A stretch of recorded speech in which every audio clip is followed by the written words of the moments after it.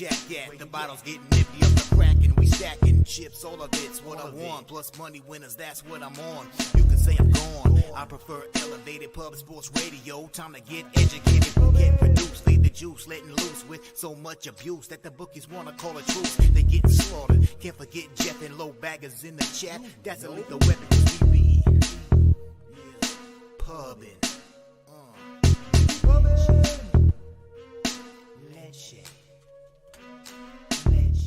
Cappers, gamblers, punters, hustlers, low baggers. Happy Thursday, September 28th to all of you.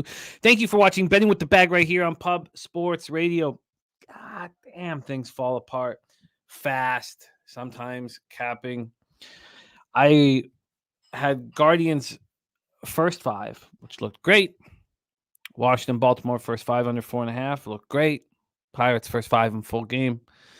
Yankees, Jays first five under 3.5 looked great. Felt very good about everything. And then, within about 15 minutes, everything fell apart. Pirates first five pushed, full game lost. And then runs were scored with 2 outs in the 5th inning in both of Washington, Baltimore, and New York, Toronto. And I end up 1-3, extremely angry. I just, I can maintain some hope for the playoffs, but MLB's just been a disaster. And it's just awful. It just hurts so much, man. Thank God NHL is right around the corner. NBA right after that. We're in the heart of college football and NFL football. So, a lot of opportunity still for us to get cash, and the Orioles are right knocking on the door to win the division, and that will help immensely. As soon as that happens, it will help immensely. But good God, that one hurt last night. Stacks play of the day. Justin McElvey hitting 4 straight stacks play of the day. He is on Temple. I like these games tonight. And I haven't moved on them, so I'm looking forward to cap college football. We'll get into NFL right after MLB. Stacks play today. Temple team total over on the Owls for Stacks. Let me get that right here and lock that in. Thank you for sharing that with Justin. Stay hot. Perky Sanderson in the house says, let's get some muffins today. Ron Crawford, spreadsheet play of the day is in. Your Miami Marlins. God, just breaking the hearts of Cubs fans everywhere. Your Miami Marlins. Let's load this up. Luzardo versus Peterson. It's a nice price for them. It's a nice price. Sammy Culmer in the house. Diamondbacks Lions parlay tonight for Perky. And Sammy is moving on the Lions Packers first half under. That was my plan on Tuesday night, and I still haven't bet it yet. So Sammy is moving on that first half under. I wish some of these, I guess, thinking about the offensive line injuries for the Packers really helps the under, and we'll go over all of that. Maybe it's still the look. Gonna need a little bit more time. There's Gifted Cartel in the house. Pimp Slap play today. Mikey, I'm ready to get to work. Clint started the Die Hard MMA podcast. Says no UFC this week, so just got a D-Gen out on NFL.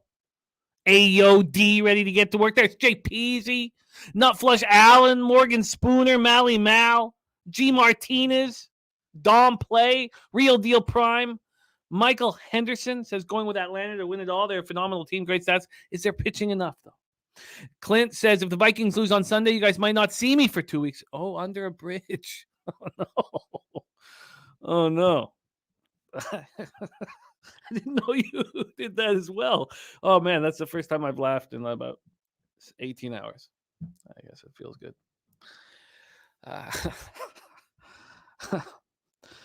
All right. Jeffrey Moore says Braves are so stacked it's scary. It is. There's Wine Time Sports in the house. Mr. Vape running hot. Lucas Ryan ready to get to work. Lions money line for Lucas Ryan. Mally Mal, Jacksonville State. That was a really fun breakdown last week, and cashed out extremely easily. Probably should have doubled up on them. But Sam Houston is better than Eastern Michigan. We'll talk about all that. Crystal Craig says that I'm dressed in the right attire. Crystal, I've bet them. First 5, -0.5, full game, -1.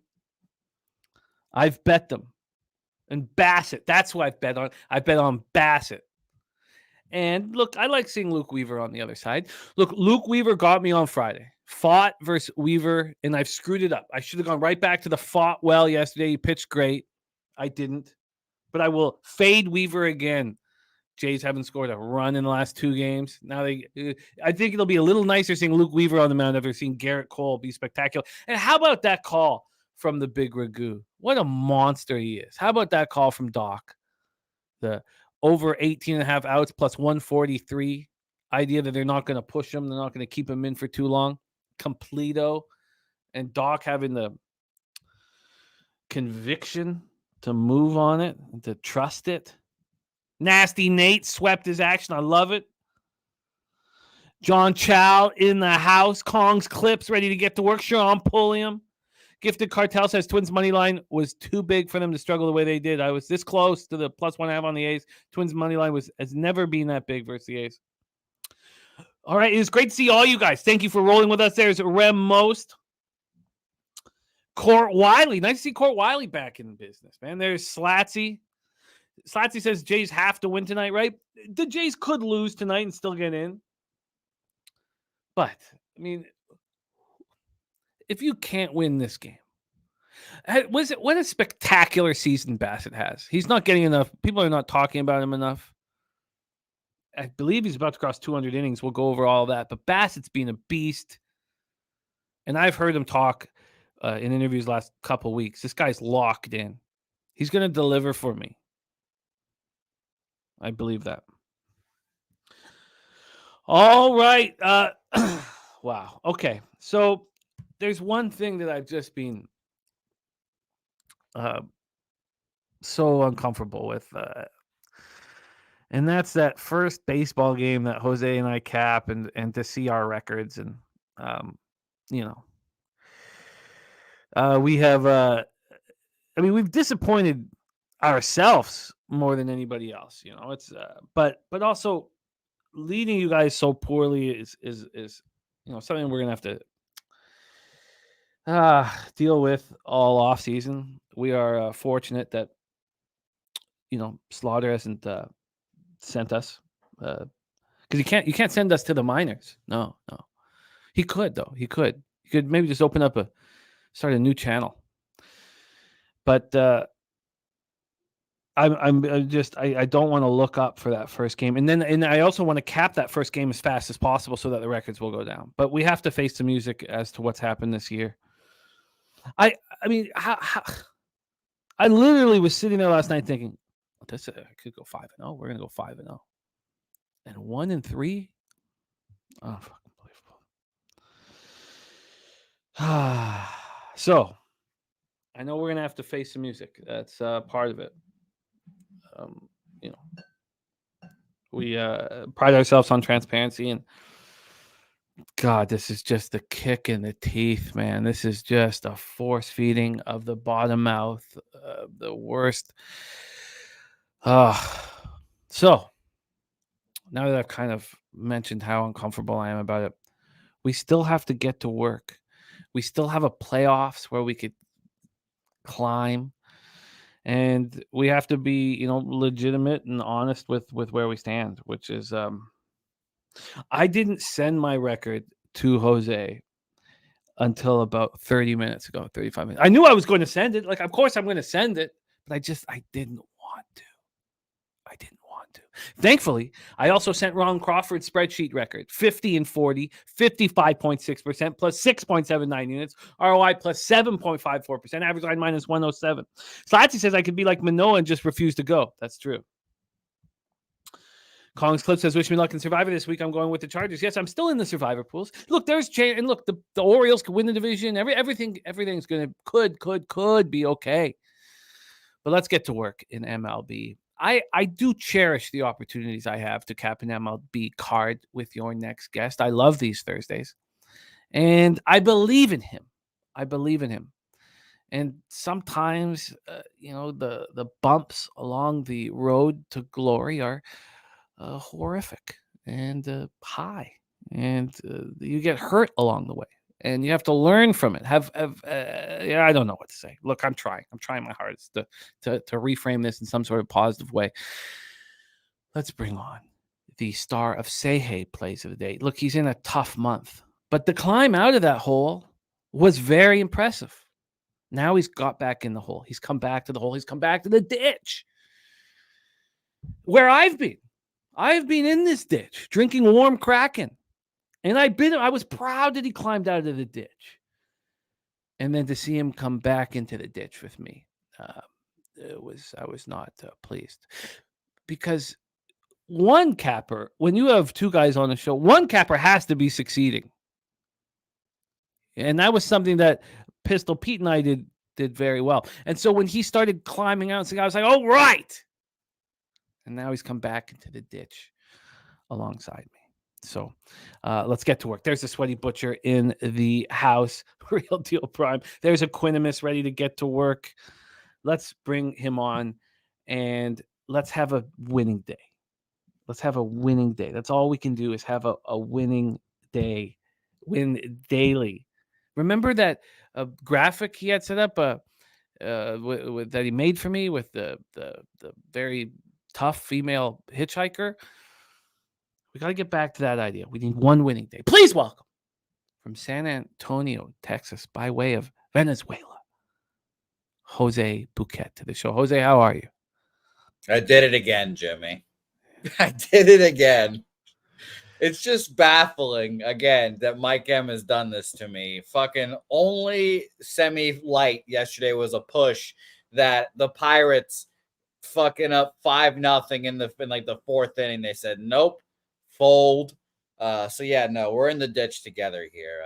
We're a father and son capping duo, Jimmy, and I can't leave my father in the ditch. As Jeffrey Moore said it best here, Jimmy, I saw your record and I was jealous. I was just like, I got to get there. I have to just meet my dad in the ditch. And, this is where we are now, apparently. It's disgusting. And I agree with your thoughts on the first game. Let's get the fuck over with this first game. I was afraid to go onto your Twitter.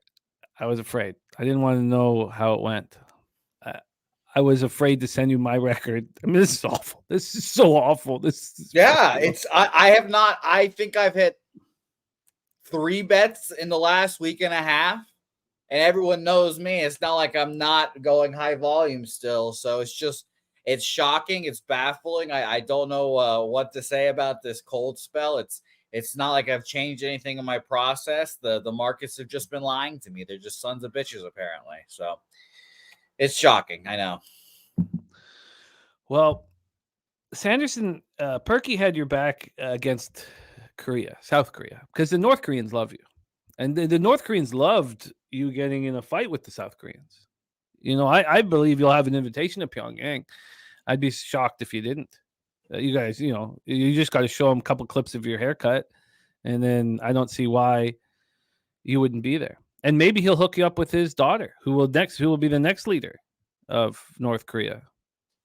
I'd be interested in that. She is going to be the next leader of North Korea. I mean, that's the word on the street. I'm in many North Korean chats. No, I get it. God, what a horrible sport this is. Fuck me. Well, we're obviously, with the transparency that we have on the show, it's sometimes it can blow up in your face like it has this year for us. And we're lucky that we have these cappers in the chat that still have our backs.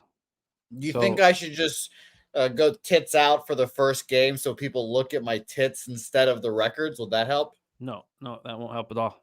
Will not help one bit. Won't help. At least my cappers contest record's okay. Sharon Pulliam, I like that. He says our chat has so many winning cappers. The fact is, we all here to win. You, Jose, me, everyone else has enough information to at least be a winner daily. Slatsy says North Korea is having a wonderful. North Korea wants Jose to succeed. North Korea wants to do whatever pisses off South Korea. It's South Korea that loves Jose's record. South Korea, but the North love everything that's happened with Jose in the South. But I could talk about Korea all day, so that we I can't. Don't talk about MLB. I could tell you all my thoughts on Pyongyang. Beautiful place. We have to get into MLB, and we got to get through this first game very quickly. So there's Dabra Cadabra in the house. Again, by the way, you're welcome, Dabby Cab. Faded me on both of his picks yesterday. Cashed them both. You're welcome, Dabby Cab. Yeah. I mean, Rem At Most. least you picked a shit game to start this games off.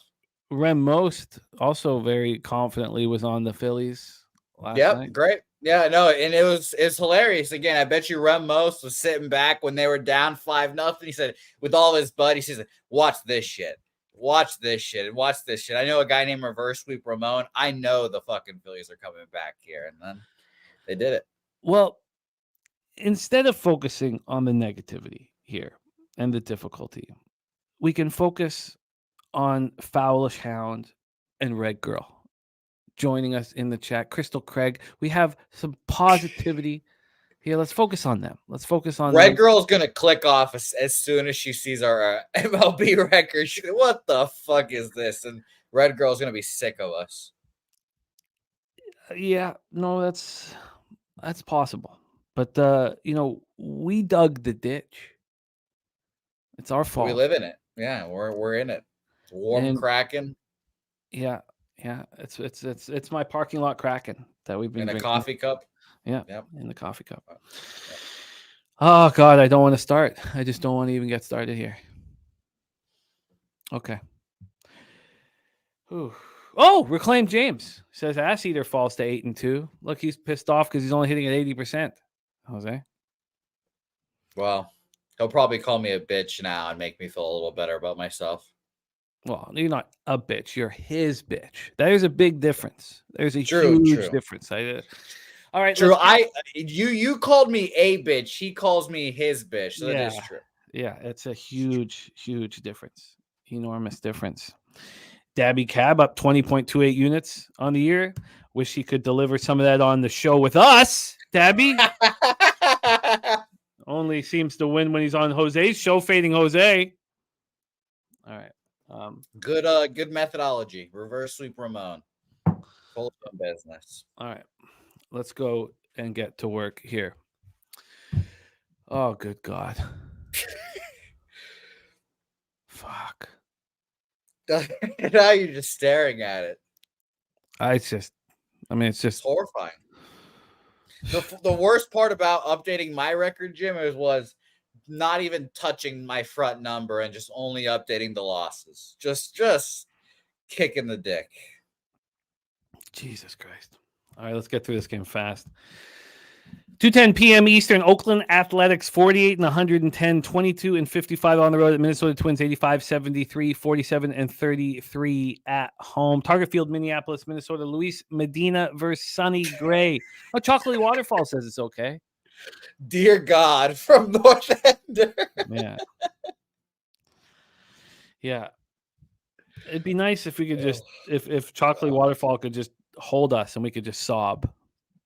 But I would really like that. Hold me like a newborn babe in her arms, please. Luis Medina versus Sonny Gray. Let's get into the weather first and foremost here. God, I don't even have it up. That's how little I. Ow, my eyes, Alfred 44. Oh, God. 66 Fahrenheit, 10 miles per hour, right to left in Minnesota, and in between 10 and 11 miles per hour. 10 and 11 miles per hour. Let's get into Ballpark Pal and see what their expectations are here. Ballpark Pal. We have Make it stop, Lucas Ryan. Minus 10% home runs, plus 13% doubles and triples, and plus 5% runs over at Ballpark Pal. Let's get into the line history here for this one.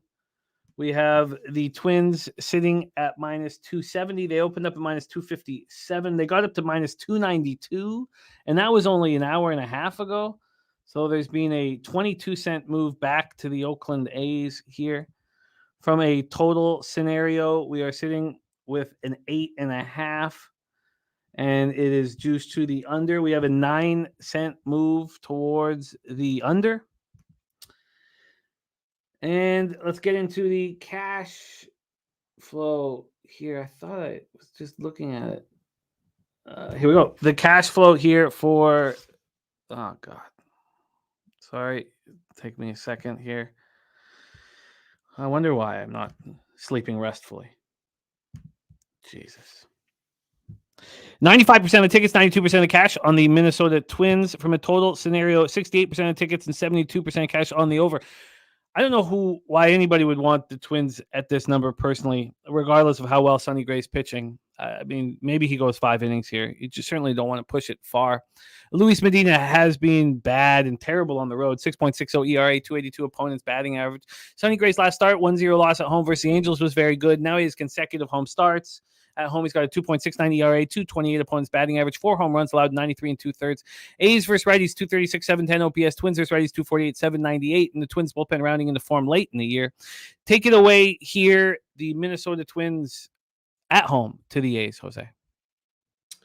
Yeah, I only bet A's here.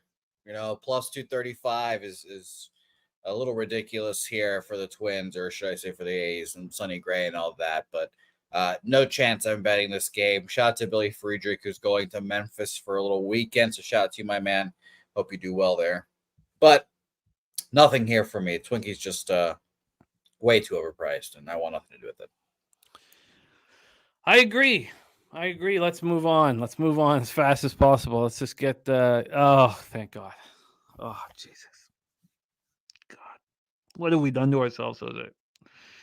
Yeah, and it's just been the last 2 weeks. It's the most frustrating thing in the world to just go to my spreadsheet and just see that glimpse of green and then follow it with a wall of red. And it's just incredibly disappointing. But, Jimmy, the thing that I have to remind myself of is we're only a few short months away from Publipalooza 3. That's not true. We're only a couple months, Publipalooza 3 will be here before you know it. Okay, I don't want bullshit, all right? Bullshit. Fucking lies aren't going to help me. You think you're going to fucking lie to my face to make me feel better? Fuck off. All right, let's get to work here. Diamondback, that's fucking March. It's April 1st is when I fly back. Come on. Yeah, it'll be great. It'll be great when we're almost there. Short months. Jesus Christ. If you want to make me feel better, just don't fucking lie to me. I'm on edge here. I'm on edge. Diamondbacks 84 and 74, 41 and 39 on the road. See, I would say, just a few short weeks before I hang out with everybody at Santa Anita. Oh, no. Yeah. Well, you would be, but it's not happening. Yeah. My bankroll won't allow it. Guaranteed rate field in Chicago, Illinois. Bryce Jarvis going up against Touki Toussaint. Let's see what we are dealing with here at Guaranteed. How was I not on Fought yesterday? I mean, it's just that, of course he was. All right. 67 Fahrenheit, 8.3 miles per hour left to right, stays between 8.3 and 8.1 miles per hour. Move on to Ballpark Pal. Some goddamn park factors. How about we look at some fucking park factors? 11% home runs, minus 18% doubles and triples. I'm so close to just moving on to a different sport here. I'm so close to saying, you know what, just fuck it. Oh God. All right, let's go into the line history here. Jesus Christ. Total sitting at 9 minus 112 to the over. It opened up at 9.5. So we have a half run move to the under. From a money line standpoint, we are sitting here with Bryce Jarvis and the Diamondbacks at minus 163. They opened up minus 154. We have a 9-cent move towards The Diamondbacks, let's take a look at the cash flow then for this one. We have 57% of the tickets, 43% of cash on the under. Should just go to all markets so I stop doing this. And we have 93% of the tickets now, 94% of the tickets on Diamondbacks, and 61% of the cash. That's a lot of tickets. 9.4 out of every 10 tickets on these Diamondbacks. And Bryce Jarvis in his first career start. I don't know how long Bryce is going to be able to pitch for, but it is a sign of how good he is. That, I mean, and he looks younger than he is. He's just about to turn 26, first round pick, 2020 draft out of Duke. And, he came out of the bullpen in a third of his appearances at Reno, he came out of the bullpen. And he wasn't the closer in Reno either. So maybe they just didn't have room for him. He's one of those pitchers this year that in AA was good, and only had 3 starts. It came up to AAA, and it's the PCL league. 5.26 ERA, a 1.50 WHIP, and then he's come up to Arizona and he's been awesome. 18 in the third innings, he's allowed 5 earned runs. Now he's not getting strikeouts, but he's getting a lot of soft contact. 8 strikeouts, 8 walks here. And Perky, $1,000 max play to start the day. And he calls it Perky's Nutsack play of the day. And Perky's not messing around when he says... Perky is not fucking around, by the way, lads. That's not all gags. That's not pretend. Fuck no. That's Perky.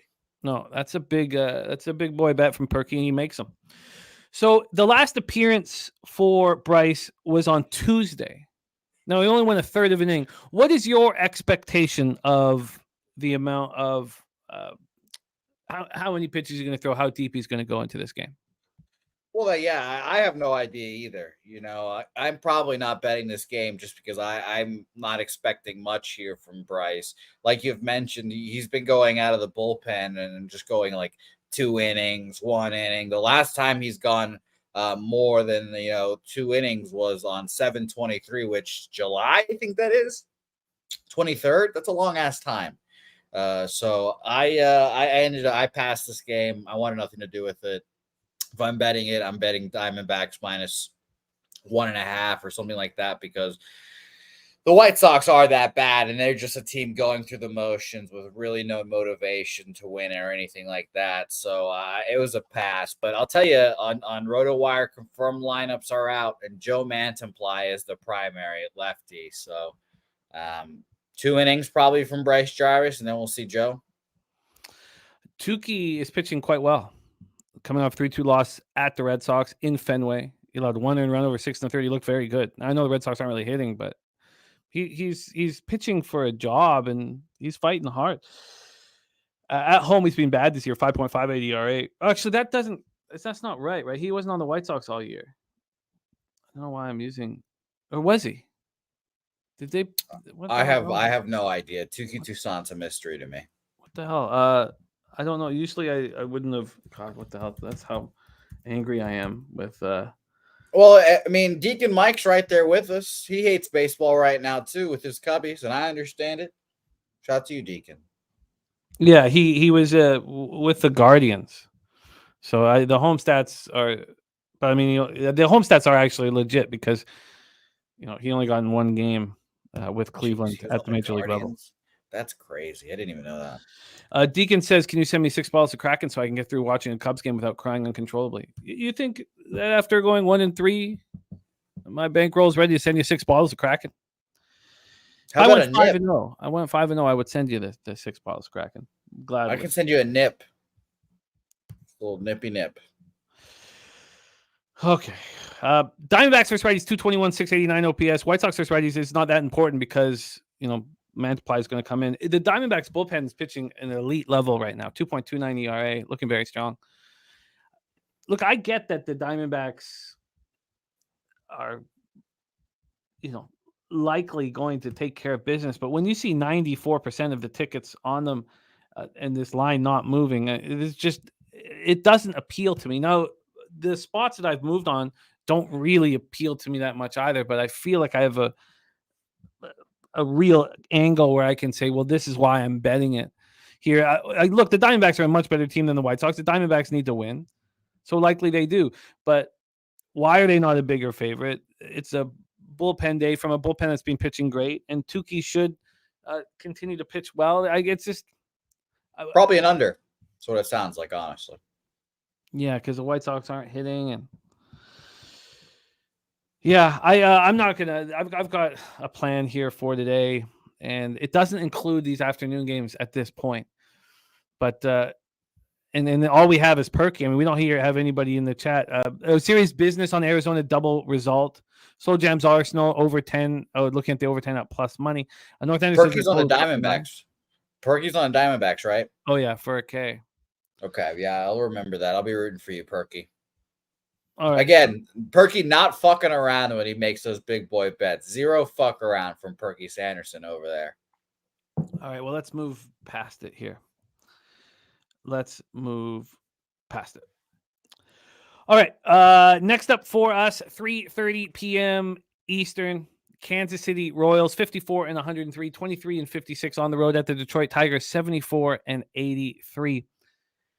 33 and 43 at home. Comerica Park in Detroit, Michigan. Cole Ragans going up against Sawyer Gibson Long. We have a lot of young pitchers going today. Sawyer, just about to turn 26, 6th-round pick in the 2019 draft out of Mercer. Could be me. And he has been very good this year, in the majors in 15 innings. And we talked about him last start. He was in Double-A, where he's not a young kid in Double-A, and 3.74 ERA, 1.02 WHIP. He looked really strong. 65 innings there. He went up to Triple-A and struggled a bit at Toledo. 5.45 ERA. It was 2-3, but he's come up to the show and he's pitched well. I don't know if he is. I don't know how legit he is, but he's had 3 starts. They've kept him around 5 innings. They don't let him see the lineup the 3rd time, and he's looked pretty good doing it. Rocco Rogers says he's excited for both these guys' upcoming career, higher on Ragans, but only because he's seen more of that. Mally Mal says, talking to Justin, okay. So Eric Jones says KC in an 8-3 straight up spot. Detroit is in a 15-6 to the over spot. Cole Ragans, nice pickup for these Royals. I thought when I was thinking about the futures for next year in this division, because I'm going to be on the Tigers for sure, but I was thinking about the Royals and should I move on the Royals? And I expected their pitching staff to take it to the next level this year, and that certainly didn't happen. And now Cole Ragans has come in and showing signs that he could be an important piece of this rotation next year. Noli Knows has given us the skull, the dead under. Cole Ragans, 7-4, 3.31 ERA, 1.14 WHIP, 105 Ks, 37 walks, 7 home runs allowed. And his last start, 6 innings, 3 hits, 2 earned runs, 7-5 win at the Astros. That's a tough place for lefties, and he handled it with aplomb. On the road, 42 and 2 thirds, 3 and 2, 3.59 ERA this year, 195 opponents batting average. He's allowed just 1 home run over 42 and 2/3 innings. And, I think he's the real deal. Royals bullpen, 4.73 ERA since September 1st, while the Tigers bullpen, 4.12 ERA since September 1st. And let's get into the important factors here. First off, the weather. Let's get to the weather in Comerica. The rain is supposed to stop before first pitch. 63 Fahrenheit, 6.6 miles per hour left to right. Stays at 6.6. Let's get the Ballpark Pal up here and see what their thoughts are of Comerica. Minus 28% home runs. Wow. Plus 4% doubles, triples, plus 16% singles, plus 2% overall runs. From a line history standpoint, you have Detroit and Gibson Long opening up minus 108, sitting at minus 108. No movement on the side. Let's go into the total for this spot. The total in the Tiger spot is sitting at 7.5. A juice to the under, being an 11-cent move to the under. Low volatility expected in this game. Go over to the cash flow for it. We have 30% of the tickets and 90% of the cash on the Kansas City Royals. Then 53% of tickets, 48% cash on the over. Wow. So, it certainly feels with the way the Royals are hitting right now, with the way Cole Ragans is pitching, that the Royals are probably very live here. What do you think of this spot? Is this our opportunity for afternoon action? Royals, Tigers, take it away. I am on the Royals first 5. I think Cole Ragans is the best pitcher that was traded for in the deadline. He's been pitching great. Him and Justin Verlander, which is hilarious to say in the same sentence. But he's just been great. The Royals have been playing good baseball. So I took first 5 here. Or I should say I'm going to take first 5 here. I've got it at first 5 minus 116 for the Royals, which is obvious an indication that the markets believe in Cole Ragans a little bit, huh? Yeah, it sure is. I like that look. I do not think Sawyer Gibson Long is, as good as his numbers indicate here. That was a start at Oakland, last out. And he's still 4 Ks, 3 walks. The Royals bats are hitting right now, and I like your look. Now I'm sure people heard it and have just placed Detroit first 5 into their which is probably the smart thing to do. But I'm not going to do that. I'm going to ride right with you. We've got Chocolatey Waterfall with us as well. I like it. There's my guy Robert Cherry, UPK, and he says that FanDuel suspended his account because of all of the winning. That'll happen, UPK, and just got to find another spot, another book that you like, and we love you, man. All right, so let's roll. Jose is on the Royals first 5, and I'm going to join him. Let's move on to 4:10 p.m. Eastern. St. Louis Cardinals 69, 89, 36, and 44 on the road at the Milwaukee Brewers 89, 69, 46, 31 at home at American Family Field in Milwaukee, Wisconsin. I expect the roof to be closed. Let's just see if that is the case here. What the weather is like. Hilarious that they don't have AC in that bitch. They just not fucking expensive enough for that shit. But they're making a new stadium. They're trying to, at least. Well, anytime it's 100 degrees weather, you just have to immediately bet the over. Especially for the Brewers pitchers who just aren't used to that at all. But we'll get to look forward to that next year. Oh God, I'm gonna dread baseball season coming back. All right, let's go into the total here for Hudson and Burns. This opened up at 8. It is up to 8.5. It initially went down to 7.5, and then it started moving towards the 8.5. I don't know why. I know yesterday's game went under, but I just, how long is Corbin Burns going to possibly go? I mean, you're just not going to want to push him into the ground. And the same really should be said for Dakota Hudson. I mean, there's just nothing on the line here in this game, and you want something on the line when you're betting unders.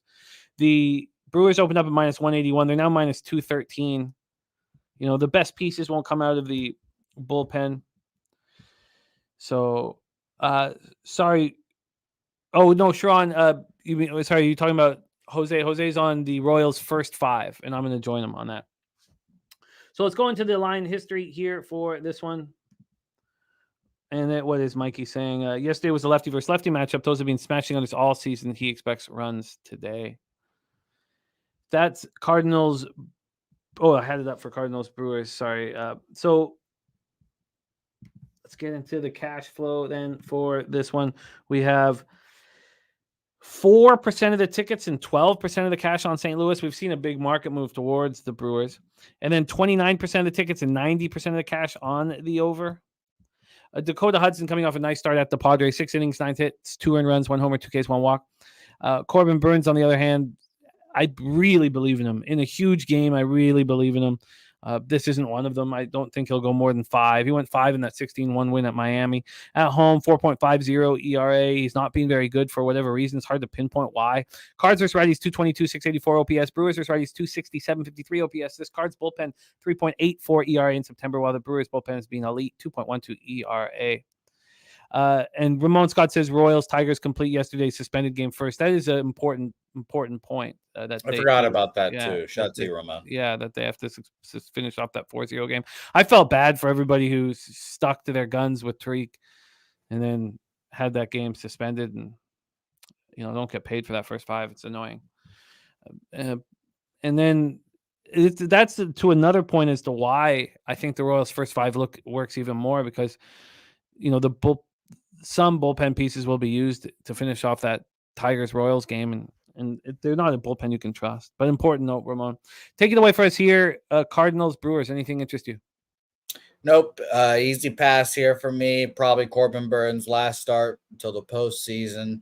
We'll see how all that shakes out, but nothing here for me. I think the Brewers shouldn't be minus 200 against most anyone. So, again, I'd probably be underdog or pass here, but I think the Brewers are capable of winning this game. So, nothing here for me. Let's move on to 6:05 p.m. Eastern, the Pittsburgh Pirates. I mean, that just was a sign of the season there. Ugh. Pittsburgh Disgusting. Pirates, 74 and 84, 36 and 44 on the road. Philadelphia Phillies, 89, 69, 49, 31 at home.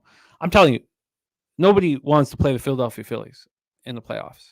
And I know the Braves are stacked, and what the Dodgers have done is so impressive. But watching this Phillies team over the last couple of weeks, of course, they've won 7 straight. You want a team that comes into the playoffs playing like this, and they just can't be stopped. I mean, they can drink, until 2, 3, 4 in the morning the night before and still come out and win a baseball game. And they like each other. And the clubhouse is lit. It's just, I'm very, I finally now I get to look and see that, because their numbers are still, because of how incredible the Braves are, they're still just 14-1 to win it all and 6.5-1 to win the pennant. I think it's a great bet.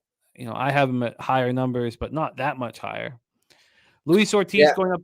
Say what? I was gonna say, yeah, they have that date with the Braves and the NLDS. That's been circled for the last 2 months for both squads, I'm sure. Yeah, of course, Pimp Slap thinks that the Phillies going to take care of business here, and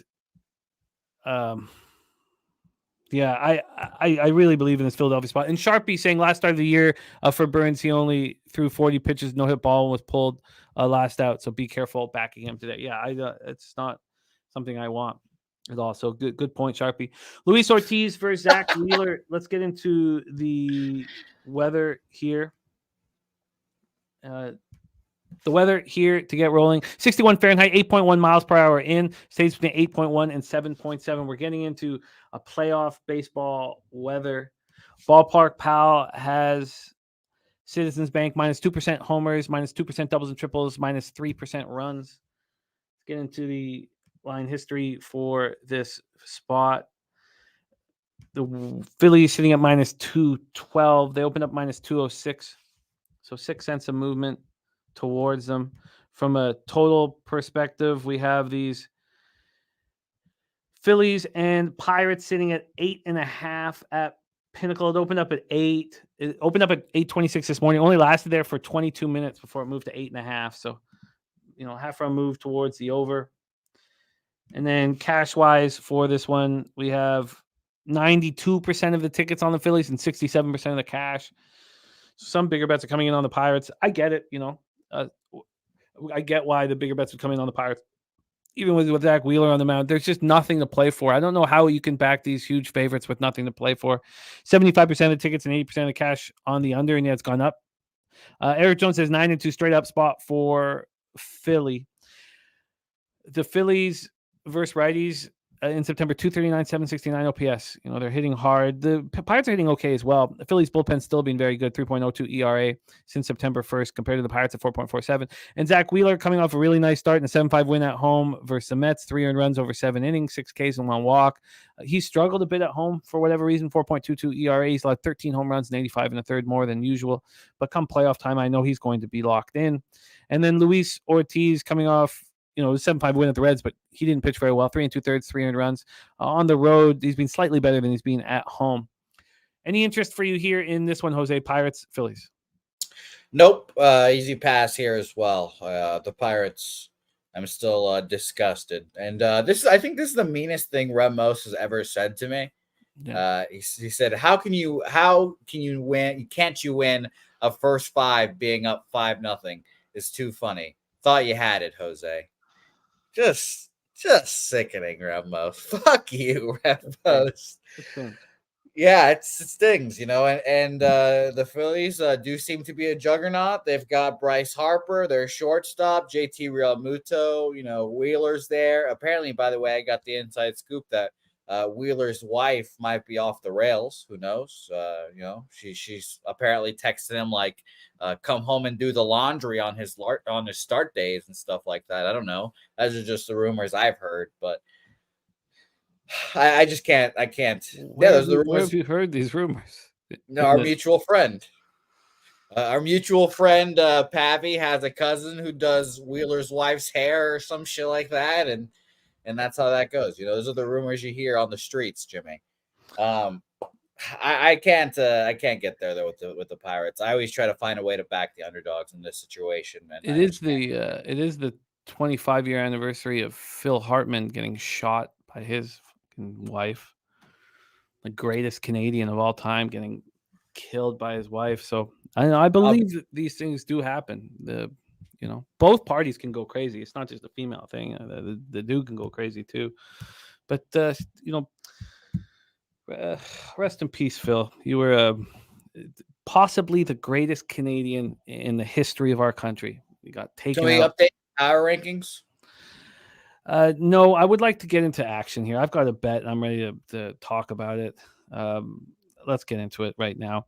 6:35 p.m. Eastern, the Baltimore Orioles are going to beat Chris Sale today. And they have great numbers against Sale. But before I break down the spot here, are you on the Orioles? Do you think Chris Sale is going to get touched? What are your thoughts on Sale? Because he's coming off a really easy start against the White Sox. He's not being very good on the road. I know he's capable of being an elite pitcher. And, Kramer isn't the most consistent of pitchers. But what are your expectations of Chris Sale in this start for the Orioles to hopefully win the division? I'm on the Orioles. I'm on them first 5 full game. Those are my only other 2 bets on the card here. So I'm right there with you. Obviously, it was tough to bet the Orioles the last series because they're just gigantic favorites. So couldn't bet them really. Don't want to bet the -1.5, et cetera, et cetera. But here, last series of the season at home, need to win to get in the division, et cetera, et cetera. I just think the Orioles, win today, and might not even be close because the Red Sox are like full tank mode. I'll remind people that the lottery is in baseball as well, draft lottery. So I truly think the Red Sox are just losing to hopefully get better odds in the lottery. So I pass this game. Well, not pass this game. I'm obviously in the Orioles, but on the Red Sox side, I pass the game. Like, I don't want anything to do with it. And maybe Chris Sale goes out there, pitches well, throws strikes, has a decent outing, but the bullpen is just a shell of itself. So Orioles here for me. Well, that's why I only bet the full game. There was a tiny bit of concern, with Chris Sale shoving here. But, Hicks, 33 at bats against Sale, 364 average, 945 OPS. And a lot of these guys can get to him. Santander, 333, 885 OPS against them. Cedric Mullins, 333, 1.052 OPS. These guys, can get after it. Hayes is hitting 333 and 18 at bats with a 1.166 OPS. 3 homers and 4 RBIs. They can get to Sale. And even though Sale's capable of greatness, they can get to him. And then on the other side, Verdugo and Devers smash Kramer. I guess the more I talk about it, the more I can kind of understand a move to the over. But there's only been a 2-cent move to this over 7.5. Let's go over to the money line. The money line certainly would not interest me in the Phillies at all. This is a big move towards the Red Sox. If I didn't think that the Orioles were going to just finish the job, then Armchair MMA says, you sold me, Jimmy. The Jays take one home today for Phil, the best caveman lawyer money could buy. Yeah, man. Phil was the man, and then we're also dealing with for if you believe in things like that, Brooks Robinson dying. I mean, you can imagine that this could be the year the Orioles put it all together. Probably the best third baseman of all time. Yeah. Nasty Nate Sale. deals. Rodney Barton says, I'll be in Camden Yards this weekend to close up the season versus Boston. Can't wait for playoff baseball in Birdland. Yeah, man. Oh, yeah. I think that's the number one place I would want to go watch a playoff game at this season. Probably Baltimore and Camden Yards. I would like, the series I want the most is Phillies Braves. I want that. Yeah, that's happening. Like I said, that's been locked in for like 2 months now. I've been mentioning how the Braves know they lost last year to the Phillies. Like that's the series that will decide the NL. I think the winner of that series goes to the World Series, et cetera, et cetera. Shout out to Chocolate Waterfall will also be there, by the way, Orioles game. So Nice. Good times there. But yeah, that's going to be an electric series because everyone knows. And by the way, I'll call my shot now, Jimmy. We call shots on this program. If the Phillies do lose to the Braves, they're just going to go out there and get Mike Trout, and it's going to be Trout, Harper, their shortstop, JT, and it'll be an MLB super team. Mike Trout goes back home to Philadelphia, and they still find a way to lose ball games because they won't have the pitching. Yeah, that's an interesting way of looking at it here. It's gonna be the Warriors courting KD all over again. And Draymond's gonna be Bryce Harper. The whole thing with Trout coming back home makes a ton of sense. I would be pretty tough negotiator though. Look at the average amount of games that guy's played. You're gonna have to pay him out.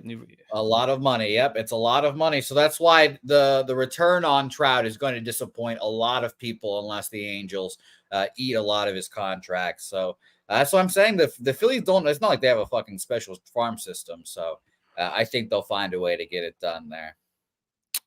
So a lot of cappers here think this is a low total, and also just to touch on this, I know we moved on, but Pimp Slap Play Day on sale over 1.5 earned runs and Boston team total under is what he's looking at here.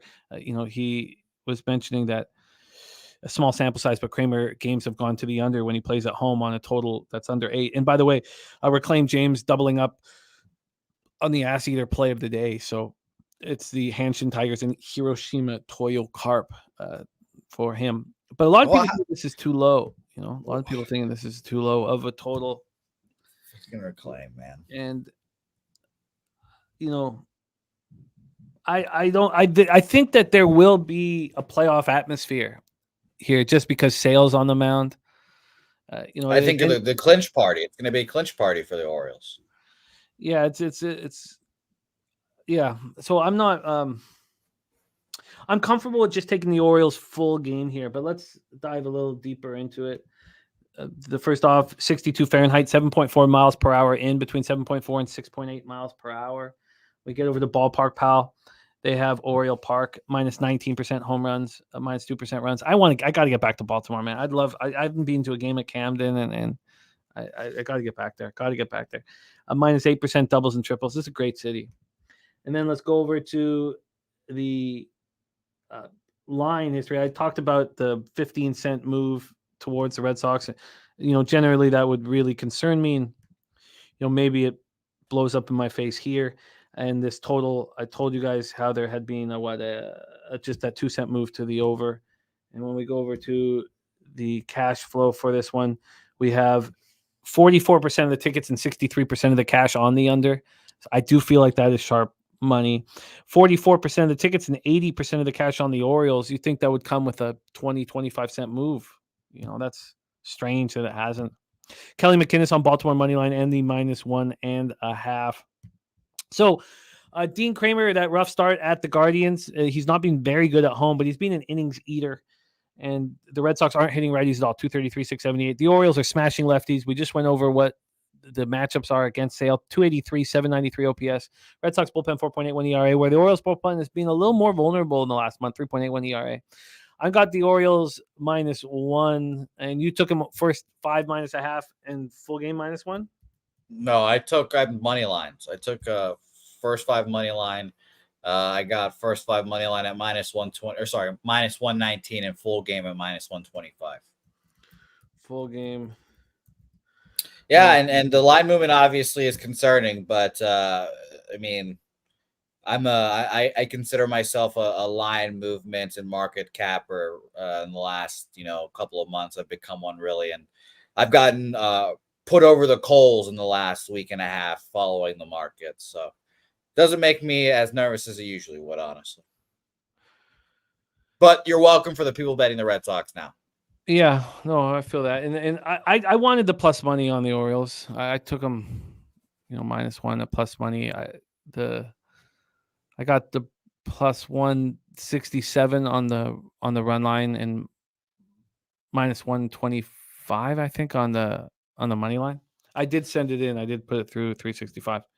All right, so that's that. Jose on the Orioles, first 5 money line, full game money line. I'm on the Orioles -1. Do you plan on betting them the rest of the series? I don't know what I'm going to do here. I'm not sure. I as soon as the pressure's off them, I'm not going to bet them, even though they're a deep team. We'll keep rolling, and those guys want to, have a roster spot. But all right, let's move on to the Jays Yankees. This is a double up spot for me. Luke Weaver had a really nice start at home versus the Diamondbacks. Now we'll send him out to Toronto and see if he can do that here. And Chris Bassett has been absolute money in the bank. And if you listen to him in the interview, he's so excited about getting onto the mound here in this one. Yankees, Blue Jays, Rogers Center in Toronto, Ontario. Let's get into the line history here for this one. This one was, kind of expensive to be on the Jays -0.5 and full game -1, especially if you've watched them the last 2 games, not put up a single run. But I think they're really going to enjoy seeing seeing Luke Weaver on the hill after Garrett Cole was just so spectacular last night. Another shout out to the big Ragu for having the conviction to go up against that expectation in the market that he wouldn't go over 18.5 outs. That was a thing of beauty for Doc. And the over it's a 5-cent move to the under, from under 8.5 -105 to the opening now -110. And when we get into the money line here for this spot, we have it sitting at -176. This opened up at -172. Generally, with these moves, if this was earlier in the season, I probably am not on either of these. I mean, 12% of the tickets are on the Yankees and 43% of the cash. And I mean, that's not a Yankees tax. That's, people thinking that the Yankees at plus money here are a good bet and the Blue Jays are buckling under the pressure. And if you felt that way, then that's a fine. And, you've cashed the first 2 games of the series. You're rolling. 40% of the tickets, 72% of cash on the under. And maybe Luke Weaver's okay here. Mally Mouse says, don't expect Bassett to give too much yet. Over 8 is juiced. Maybe Weaver gets touched here. I get money. Says, why do the Blue Jays lose when they're supposed to win? This is crap. The wild card's right there. It's just been their problem. Well, they've also, it's not, yeah, they play down to the level of their competition. They seem to play better against the better teams, but I do not trust Luke Weaver. He's been horrific on the road all year long. I mean, we can say it's tough to pitch in Great American Ballpark, sure, but on the road, 69 1/3, 6.23 ERA, 292 opponent's batting average. He's had 2 starts with the Yankees. The last one was very good. I dare him to do it. I'll bet against him doing it again. Bassett has been great, and he's been so good at home. 3.08 ERA, 197 opponent's batting average. Yankees versus righties, 216, 686 OPS. Blue Jays versus righties, 227, 719. Neither team's hitting in September. And the Blue Jays bullpen's been really bad. But this is why we paid Bassett the big bucks. He's been. I mean, has there been a better free agent signing, a better pitcher free agent signing in Major League Baseball than what they got Bassett for? I don't think so. I'd like to hear one who's been better. Bassett's the man. He's going to get me paid here. But I need the offense to do something. And that's the problem with -1/2s and -1s is you need the offense to do something. And I expect them to do it. Take it away here, Jose. I'm on the Jays first 5 in full game.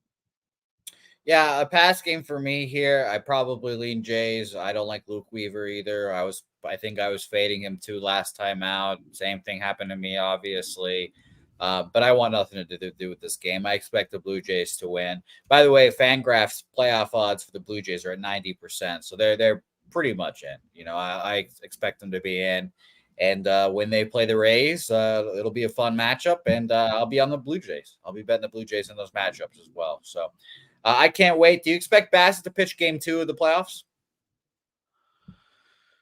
It's obviously him or Kikuchi. Yeah, I expect him to pitch game 2, yeah. So then Kikuchi game 3 and Ryu game 4 if necessary. Very interesting. All right. Well, yeah, I pass this game, but I lean Blue Jays, obviously. If Ryu is on the mound, then we're gonna lose. Okay. All right, Jays first 5 full game, -0.5, -1 each way. Let's move on to 7:10 p.m. Eastern. Next up for us, Miami Marlins, New York Mets is next here. Citi Field in Queens, New York, and we have arrived at Ron Crawford's spreadsheet play of the day. Just being a model of consistency here on the show. 50 and 40, 55.6% plus 6.79 units, ROI plus 7.54%, average line -107. Shout out to our guy Ron Crawford, and Ron Crawford is on the fish. He's on the fish, baby.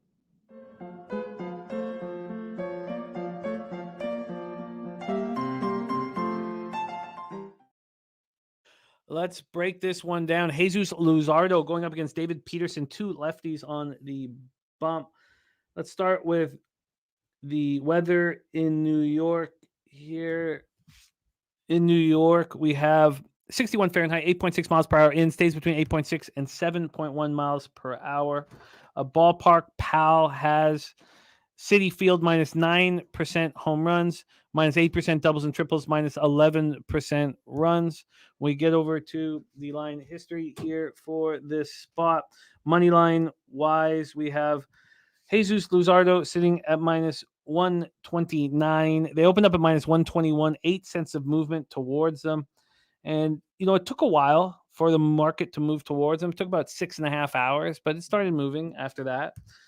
And when we get over to the cash flow for this spot, you have 82% of tickets and 88% of cash on the Marlins.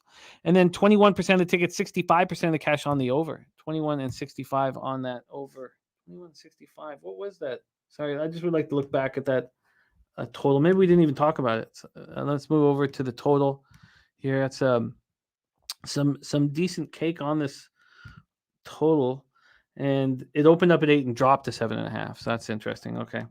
So then we go over to the breakdown here. Luzardo 10-9, 3.73 ERA, 1.24 WHIP. His last start, he allowed 3 earned runs over 5 innings, and the 5-4 win at home over the Brewers. He struggled on the road this year. 5-5, 4.86 ERA. He's allowed 11 home runs in 63 innings. The opponents are hitting 287 off of him. And then you have David Peterson, who's had a bad season, but he's been very good at home.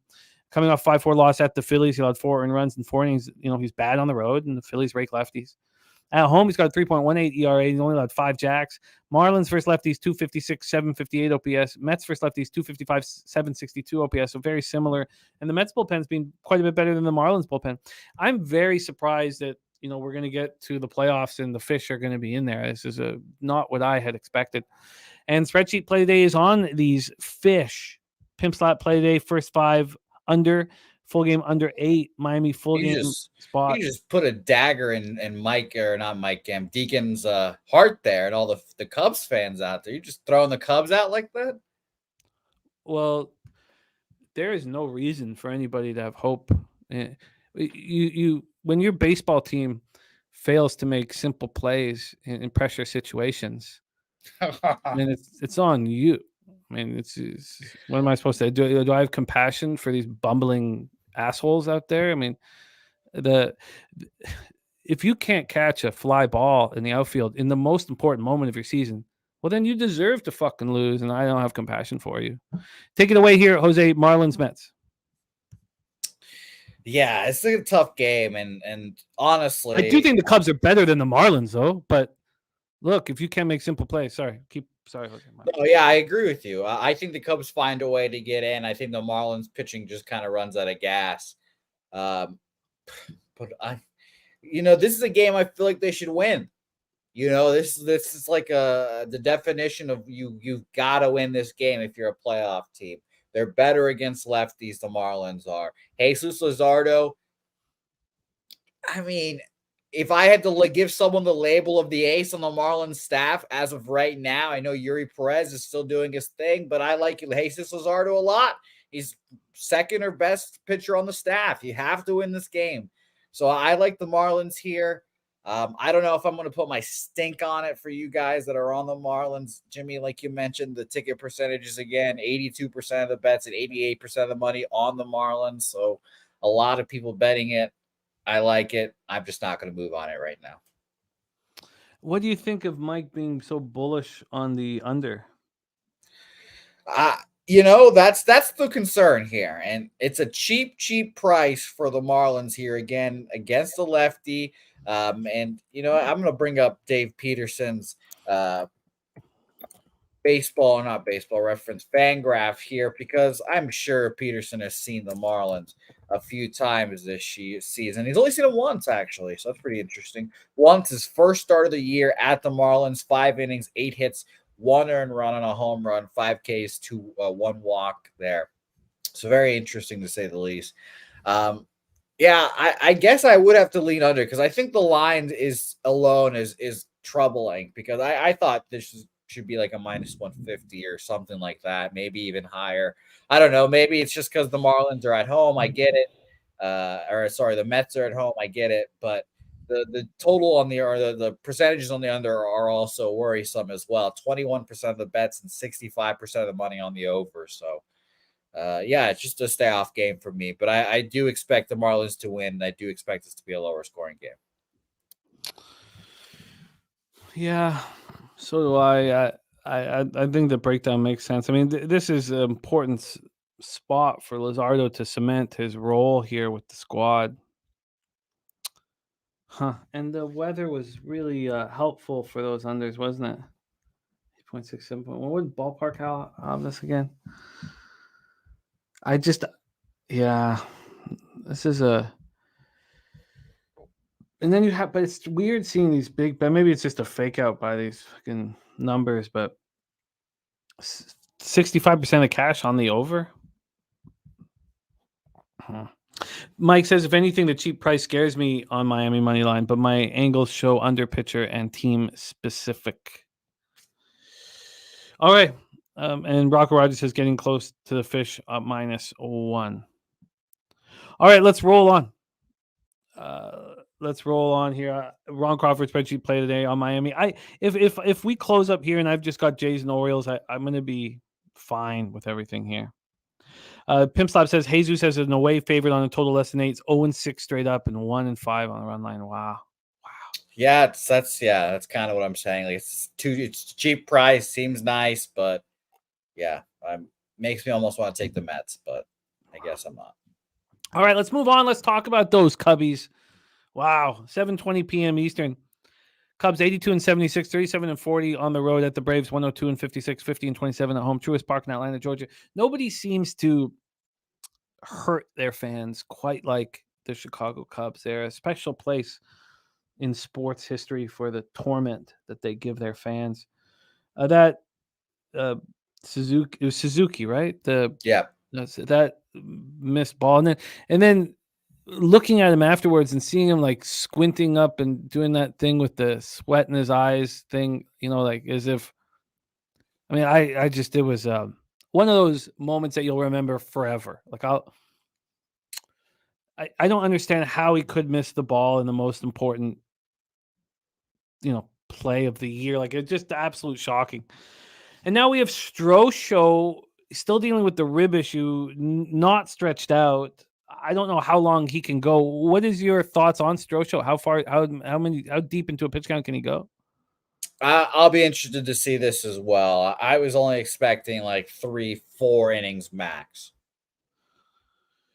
And who knows? Like, I mean, I'm gonna double check, but I doubt he went on any rehabs. Right? There's nowhere to go.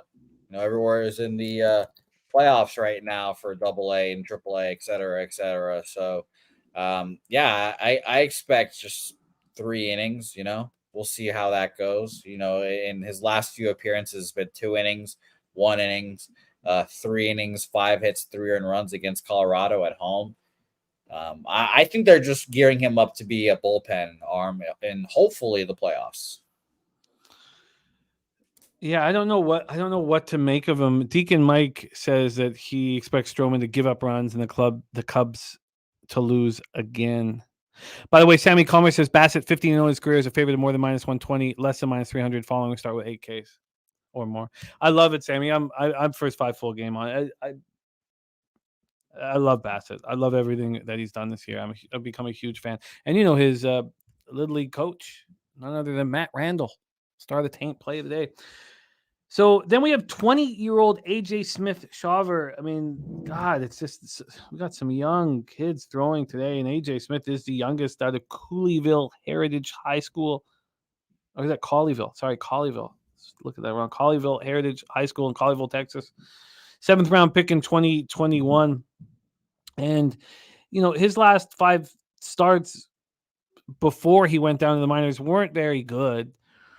But down in the minors, he's very good.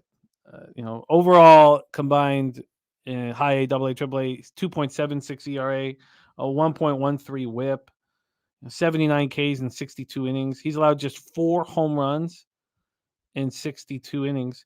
He's allowed 7 home runs in the majors in 21 innings. I mean, I think we're asking too much of him. I want to see what this lineup is. I mean, the last thing you want is to have missing pieces in that Rays lineup, but I don't see why, the over wouldn't be in play here. 75 Fahrenheit, 5.9 miles per hour left to right, stays between 5.9 and 4.8. So we don't need to worry about the wind.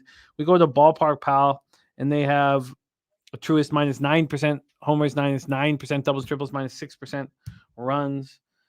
Over into the line history here. This total is sitting at 9.5, and it's juiced to the under. There's been a 4-cent move to the under. We get over to the money line. So 4-cent move to the under. And when we get over to the money line, we have, let me get that here. The money line is sitting at, I guess got to go over to Pinnacle. My bad. Sorry about this. Sitting at minus 140 for the Braves. Opened up minus 146. We got a slight move towards the Chicago Cubs.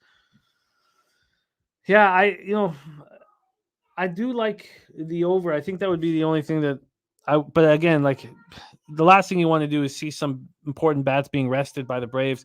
41% of the tickets, 50% of the cash on the Braves, 67% of tickets, 70% cash on the over, but the line's not moving to the over. I mean, that does surprise me a little bit. Deacon says Stroh and the kid will give up runs, over a no-brainer in his opinion. So the last time we saw Smith-Shawver was July 30th. He allowed 3 runs in 5 innings. An 8-6 win at home over the Brewers. The Braves bullpen is not locked in right now, but the Braves bats are. Take it away for us here, Jose. What are your plans for Cubbies Braves? I'm just being an interested observer here. I expect the Braves to win, but like you mentioned, I wouldn't be surprised at all if Acuna sat today. He got his 70 steals yesterday, gave him a day off, probably celebrated the walk-off. Cemented himself as one of the best Venezuelan baseball players of all time, going to win MVP. So I wouldn't be surprised at all if he sat today. But I'm generally still off the game. I probably lean under, though. This is a pretty high total because all the totals have been really low. And I'm, maybe that's just a reflection on pitchers locking in more playoff races and all that good stuff. But I wanted nothing to do with this game, unfortunately. So I if I had to pick gun to head, I'll take the over, but nothing for me. And Andre saying the Braves partied all night, locked up home field through the playoffs. Robert Franklin looking at the over 9.5. Okay, yeah, I don't feel like I need to push it there, but I'll be very interested to see when the lineups drop. 8:40 p.m. Eastern, Los Angeles Dodgers 98-60, 45-32 on the road at the Colorado Rockies, 57-101, 35-42 at home at Coors Field. Denver, Colorado, the lone ballpark that will be, higher than expectations is here. 78 Fahrenheit, 10.6 miles per hour, right to left, slightly in, and then is in. So it's just slightly in at first, but then it's fully in. Go over to Ballpark Pal, and they have plus 29% home runs, plus 19% doubles and triples, and plus 31% runs. And Nate Cerna says, good old Yarborough, very serviceable for the Dodgers. Yeah, he's been good this year. 3.78 ERA, 1.14 WHIP, in 85 2/3. His last start, 2 earned runs over 3 2/3. The 5-1 loss at home versus the Giants. He's been good on the road this year. 3.59 ERA, just 5 home runs allowed over 42 2/3. And Chris Flexen, is coming off an okay start at the Cubs. I see this as the wrong ballpark for Flexen here. He's showing that he's allowed 12 home runs in 58 innings at home, 286 opponents batting average. And the Rockies are starting to hit lefties a little bit. 239 average, 706 OPS. Certainly nothing like they did last year. Dodgers was righties 277, 810. Those are numbers since September 1st. And the Dodgers bullpen is ready for the playoffs. 1.83 ERA. While the Rockies bullpen is 6.25 ERA. So Let's take a look at the line history here for this one. We have Yarborough and the Dodgers sitting at minus 209. They opened up minus 206. Then from a total side of things, we are sitting at an 11.5. It is juiced to the over. It opened up at 11.5, so there's been no movement on the total. When we get over to the cash on this one, sorry, here we go. The cash, we have no information on the total at all. Only 1,600 tickets are bet on this game. 97% of those tickets are on the Dodgers, but just 66% of the cash. Any interest for you here in Dodgers Rockies? Not even a little bit. I lean under just because I expect Yarborough to pitch well. The Rockies suck against lefties. And I'm just going to sit there and fingers crossed, toes crossed that the Dodgers don't score 12 runs on their own on Chris Flexen and company. So I'd lean over, but no thank you.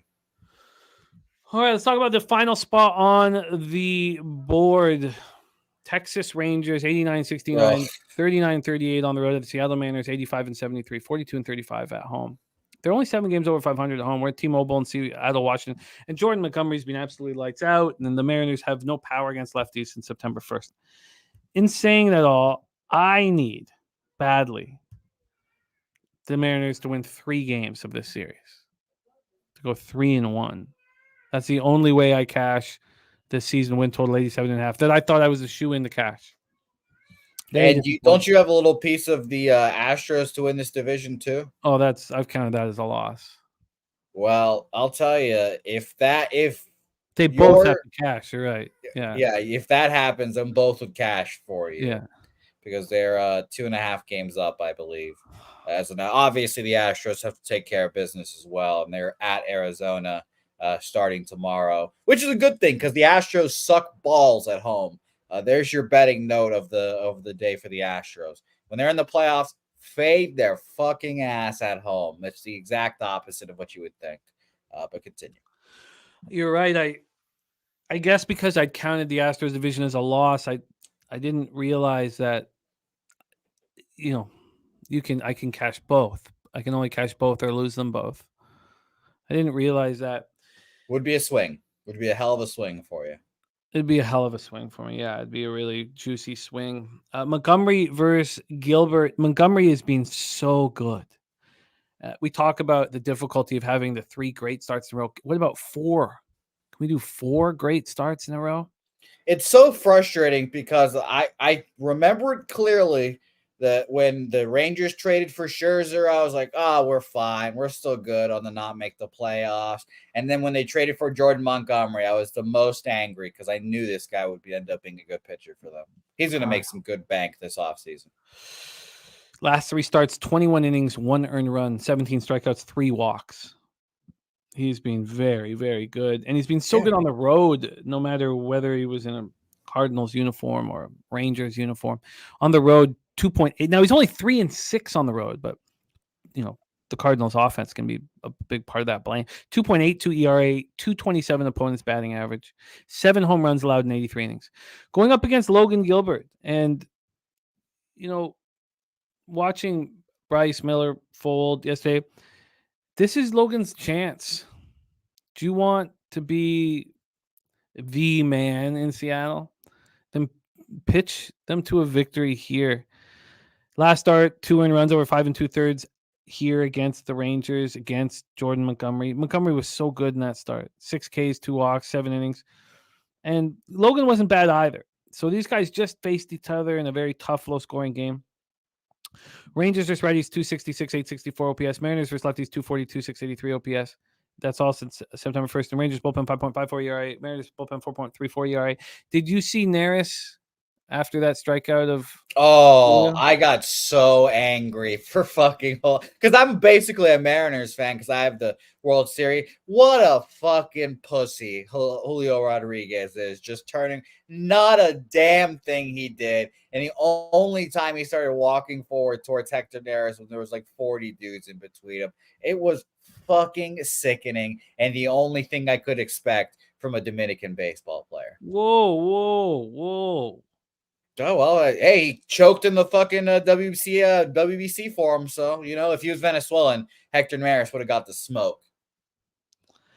The one thing I kind of left with it all is the Astros have a lot of big, bad, scary, tough dudes on that team. They just have zero depth anymore.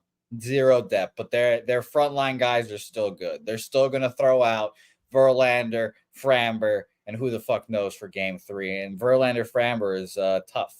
Their bullpen is they still have Presley, they still have Abreu, they still have Neris.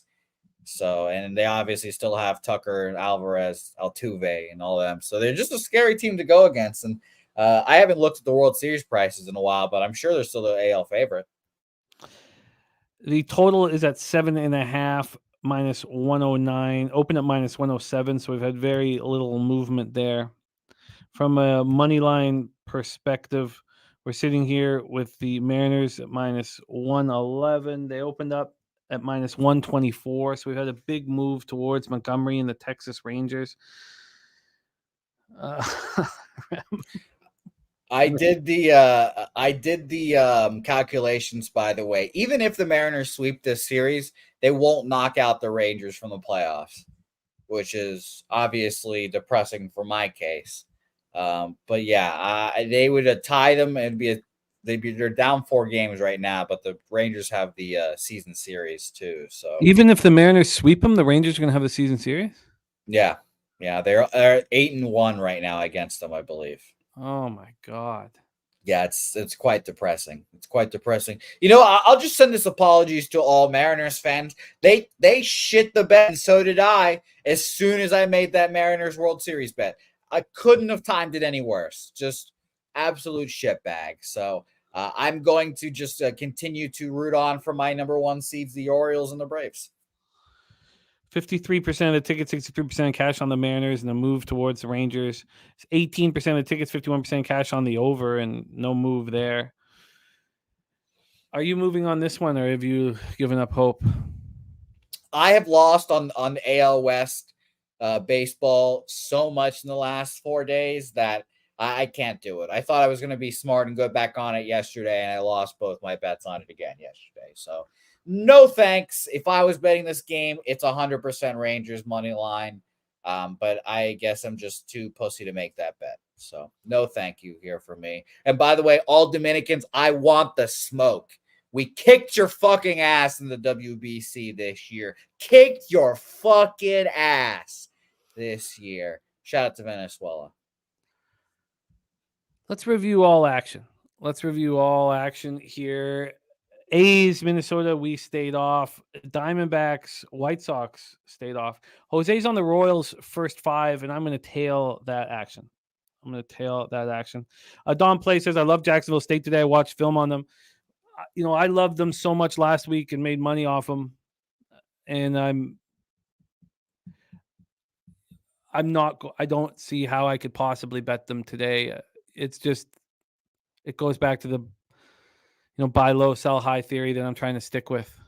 So, but we'll discuss that spot. I really like the football team. I gushed over them all week last week. Royals first 5, we're both going to tail. I'm going to roll with Jose on that one. Cardinals, Brewers, we stayed off. Pirates, Phillies off. Jose's on the Orioles first 5 in full game. I'm on the Orioles -1. Then Jays first 5 in full game for me. And what, you didn't move on that one? No. And what can you take me back? Why aren't you not on? What just too juiced, and I didn't like taking the -1/2s and -1s because of the lack of offense. Yeah. Ron Crawford spreadsheet play today is Miami Marlins. Cubs, Braves, no action for us, and I think I'm fine with that. I'm just gonna let that go. Dodgers, Rockies, no action, and then Rangers, Mariners, no action. All right, and Andre saying Yankees are 10-2 plus 10.3 units in the road in September games this season. Okay, let's move on to NFL football here, and we got a beauty here. Mikey M, Star the Pimp Stop Play Today, will be hosting our NFL live stream. What was the $1,000 bet for Perky?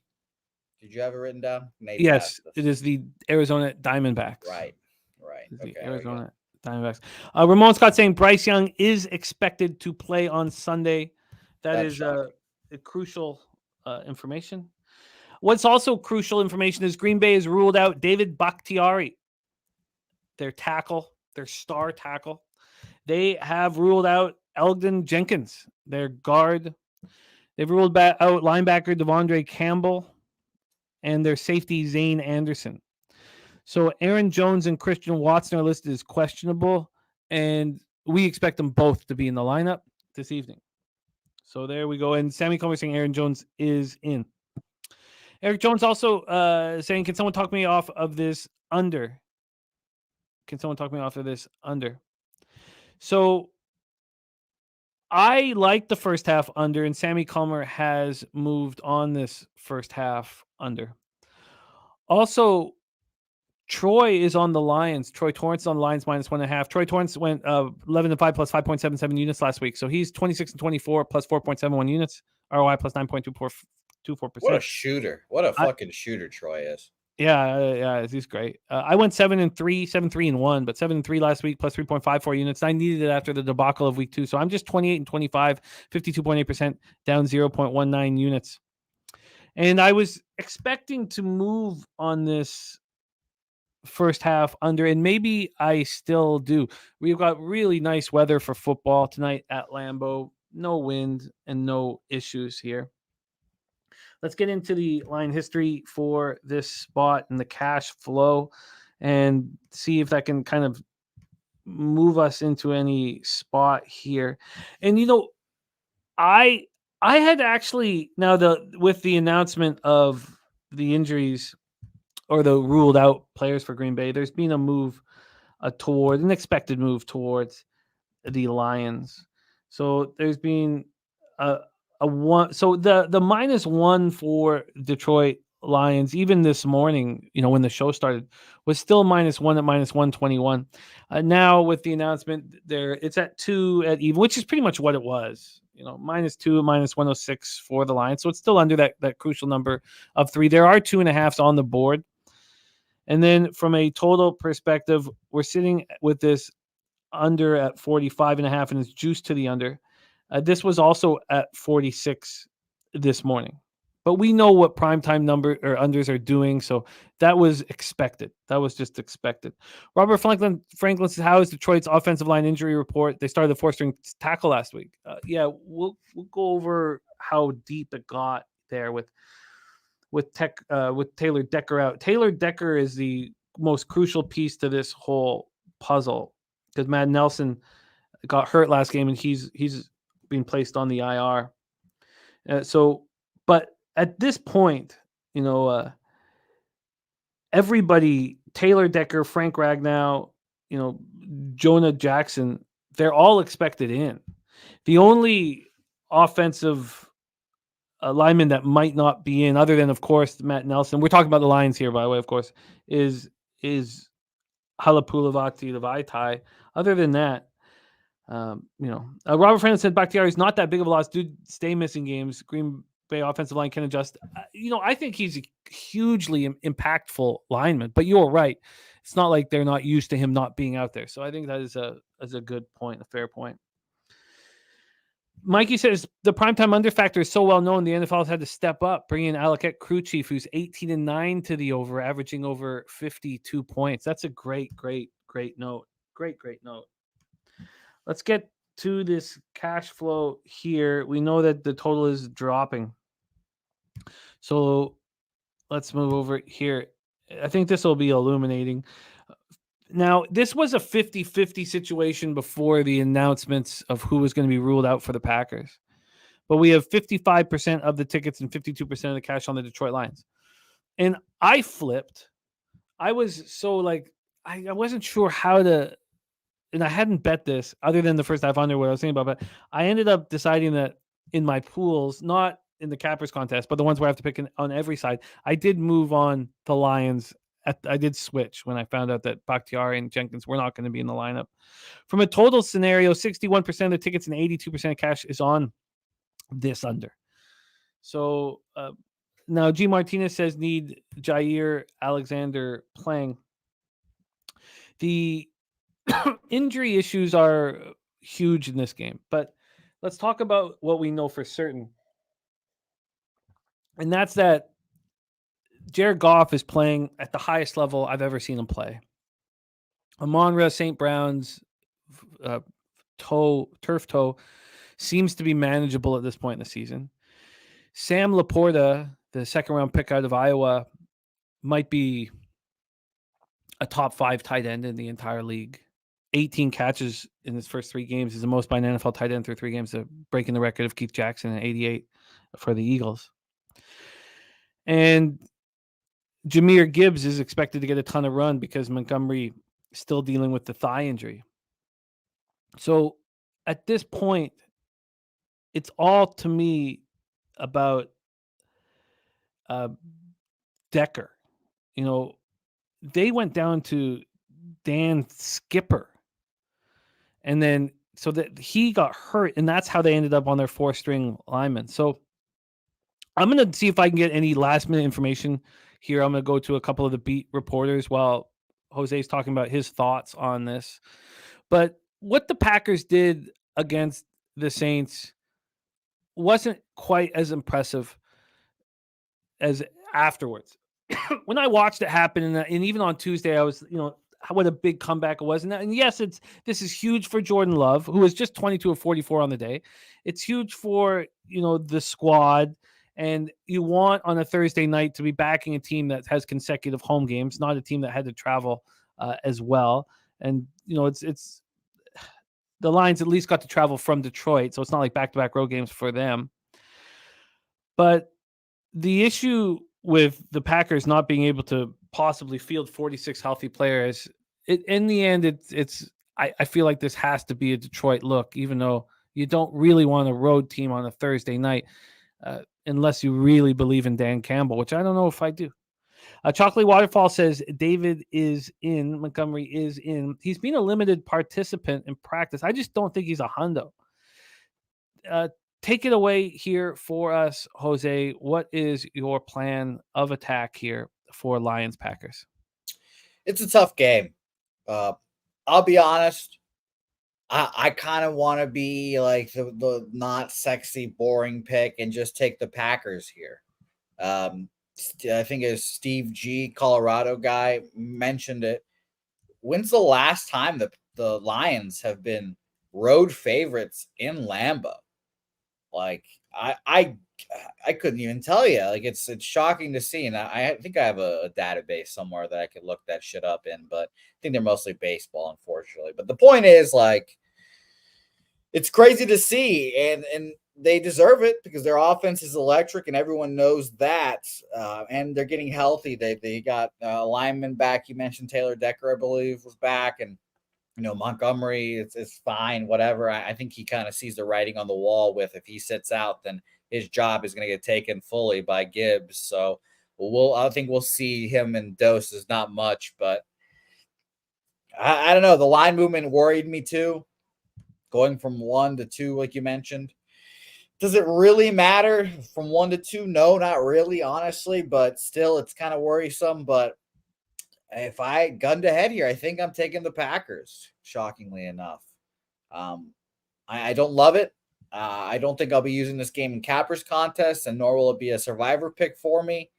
But it'll be a fun game for sure. And I do lean over after Mike's great stat there from the primetime unders are kind of becoming too trendy now. The NFL, I should say, is putting their best on this game apparently to get this over. So, and I'm sure that the NFL has all the motivation to make this an exciting game because everyone kind of shits on Thursday Night Football. So, Packers here for me, shockingly enough, and I didn't think I'd like the Packers coming into this season.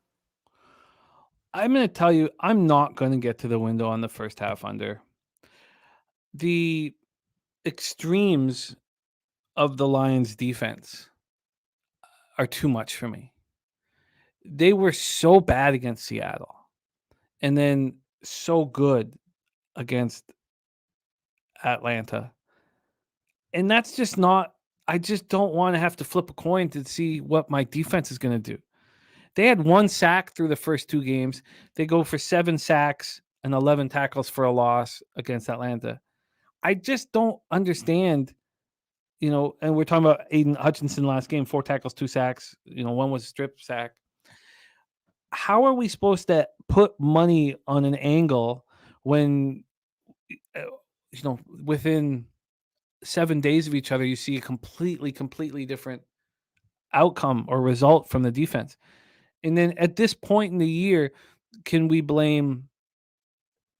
I think we have to blame the Falcons' offensive line because they were unable to move the ball on the ground with such a spectacular running game. They weren't able to do anything. And it's not the Seahawks offensive line because they had 2 backups in there. 2 backups came into the offensive line and stuff. So the fact that the Lions have this Jekyll and Hyde defense, really makes me incapable of not only backing them as a road slight favorite on a Thursday, but also makes me incapable of backing them on a first half under. And I say that with 10 bets this week in NFL. So Mally Mouse says Green Bay is not that good in my opinion. Look, I get that. I just don't know. Now, Mike has a good point saying Jordan Love playing on short prep versus Goff on short prep is going to be a major factor tonight. One thing about, and Troy talked about it in the Packers comeback, was the level that Jordan Love played at in that fourth quarter. That every throw was on point, everything was smooth, and he was calm, and that was impressive. And I simply, if I'm going to bet against a team that stays at home from a Sunday to a Thursday, I have to have a complete conviction to do it, and I don't have it. I don't have it. So I'm not going to bet the under either. Perfect weather, a Detroit offense that we are a little surprised it's not as electric as it has been, against a Packers offense that we just have in our heads what it looks like without their most dynamic offensive player, Aaron Jones. And don't forget who is the big play wide receiver. I don't think Christian Watson plays 85% of the snaps, but so this does not interest me enough. Are you going to move on the Packers tonight, or 2 use them in the Cappers contest? I don't think so. I looked it up, by the way, and the Lions SB Nation page put out an article. This is the second time since 2002 the Lions will be favored in Green Bay.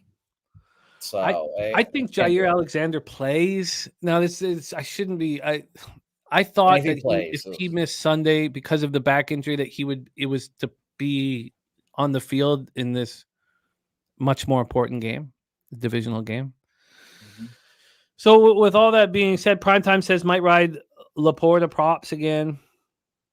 And I think that the Mike M show tonight is going to be so much fun because you got Big Show for the Lions, you got Razor for the Packers. I mean, it's just going to be as fun as watching live streams get. And also, we are dominating live action as a group and individuals all across the board. So I'm at 10-3 right now in my live bets to start the year, but I won't be there tonight. My mom comes into town, and I'm gonna pick her up at the airport, so I won't be there. Dr. Saucy, tell her I said hello. Tell Grandmama I said hello. I will do just that. Yeah. So Dr. Saucy going to be in the house. So I think that she will be a part of the Sunday and Monday live streams as well. Get a big bottle of Kraken and get to work. So Quinnimus says Thursday Night Football in Lambeau. Why the fuck aren't the Packers a huge favorite? It's like the books want to get the most Packers money as possible. I just think that, Jordan Love has to prove himself. I do not. So the money on, we'll do spread and money line. So for the spread, it's been so even all week. Right now, 45% of tickets, 48% of cash on the Packers. And from a money line perspective, it's 45 and 44 on the Packers. So no action for me. Thank you, Kelly. I'm excited to have her in town. My family's all on the West Coast, so it's nice to. Let's go into the just to go once over my action here for you guys, and I did also add 25% to these bets, so they're 1.25 units. Not that, I mean, we're going to count the 1 units for record keeping, but just I after last week, I want to get hot. I feel like we did a great job breaking down the card. The proof will be in the cash, so we'll see. I'm on Miami, Buffalo first half under 27, Baltimore, Cleveland under 41, Cincinnati, Tennessee under 41.5. I'm on the Colts -1, the Buccaneers +3. I chose to take the +3 at even money rather than the +3.5, which I could have got at -122 at Pinnacle. I chose to take the even money. I feel like I've been going over my records. In the sample size is only 53 games, but the bigger juice plays, I have a negative ROI on them, so there's no point to have them. Tampa Bay, New Orleans under 40.5. That goes with the Bucks +3. Minnesota, Carolina over 45.5. Bryce Young is now going to be the quarterback. I wonder if that's done anything to this line. Let me just quickly check that here. We're going to get into college football next. And don't forget, Jose and I host the Cappers Contest show at 2 p.m. The total now with Bryce Young at quarterback gone up. Good. This is now at 46.5 at most books and at 46 at Pinnacle. I got the 45.5 at Bet365. Kansas City, New York Jets under 42.5. And I'm on the New York Giants on Monday night. So I have pregame action on Monday night and Sunday night for our live streams, which is exactly what I want. I want to have a dog in the fight. And Nutflush Allen says, if you have a chance, Skylar turns 14 today. She says a birthday pick for a new Squishmallow. Oh, happy birthday, Skylar. I don't know if anybody of our children has the potential of Skylar with what she's doing with her education. It's so impressive. We talk about her here when Ella's doing her homework. She's just such a leader. 14 years old for Skylar. Skylar, happy birthday. And yes, we need a birthday pick for Skylar, and that's a lot of pressure. Rob Free says, I'll take the full game under just to have some action. Happy birthday, Skylar. Okay, what's our record in the Cappers Contest? It is 8 wins, 5 losses, and 2 pushes. We're 8, 5. I have the same record. 8, 5, and 2, which gives us a chance. We went 3-2 last week. So you were not pleased last week as well. You were nonplussed about the picks. I was very upset with the picks. But I also went 3-2. So, and I knew not to preemptively not believe in it. Conclave said it could be worse. 8, 5, and 2 is not a bad spot for us to try to move forward. And Woo Rizza spreadsheet play of the day is the Miami Marlins. Miami Marlins -130. Woo Rizza has one now. Wow. Sorry? Yeah. Woo Rizza has a. Oh no! I thought you said Woo Rizza had a spreadsheet pod. I was like, wow, Woo Rizza has one now too. Wow. All right, let's get into college football here. I was hoping to add 2 games. Now I don't know if I can add them tomorrow. Things have just been really intense last couple of days. I was hoping to add them tomorrow, and I'd still like to. The lines are not moving too much, so I'd like to add 2 more best bets tomorrow. Right now, we broke down my best bets. Yesterday I'm on Auburn +14.5 and Nebraska +17, and Nebraska +17 is my best bet here. So we'll see how it rolls. But let's get into today's college football action. Jose, I would like you to be in charge of the chat. So after I break it down, let me know what the chat says. So I'm not going to read out what the chat's doing. Jose is going to do that after the breakdown. But let's get right to work. We have 3 really fun games tonight in college football with the NFL spot, and then playoff baseball on the line and NHL just around the corner. It's a pretty fun time to be a sports fan. We started 7:30 p.m. Eastern. The Middle Tennessee Blue Raiders 1-3 on the year at the Western Kentucky Hilltoppers. We're in Bowling Green, Kentucky. Nice weather. And we get the 100 Miles of Hate rivalry here. In addition, where Western Kentucky head coach Tyson Helton is undefeated. He's 4-0 in the 100 Miles of Hate rivalry. What a name. Yeah, it's a good one. It's college football's best, man. It's fucking great. Okay, so let's get into the situation here. We'll start with the line history in this one. And there's a lot of love for Western Kentucky in this spot. And I get it from an X's and O's standpoint. Now, I wanted to talk it out before I made any moves here because it didn't really it wasn't none of these three spots fit my mold perfectly. So I wanted to talk it out. So this is our first game, and we will get rolling here. Big move at some spots towards Western Kentucky. Western Kentucky, we've had U-shaped movement. So Western Kentucky at Pinnacle opens up at -8. And this was on Sunday. And within 3.5 hours, it was down to 7. And then it went down to 6.5 and 6. And then it went down to 4.5. And that's what's kind of thrown me for the loop with this one. So there was a huge move to Middle Tennessee State. And you know, I get it's a rivalry game. Even though these two teams are so different from each other, I understand the rivalry idea of it. Then at 4.5, that was too much, and we started seeing Western Kentucky money come in. So it got to 4.5 on Monday at what time?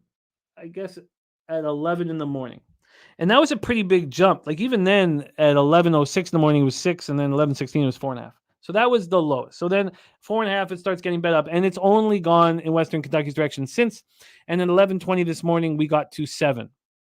So we've still had a 1-point move to Middle Tennessee, but whenever I see U-shaped movement in a side or a total, it's a pause. I got to pause and regroup and go over everything. It's just, there's nothing comforting about it.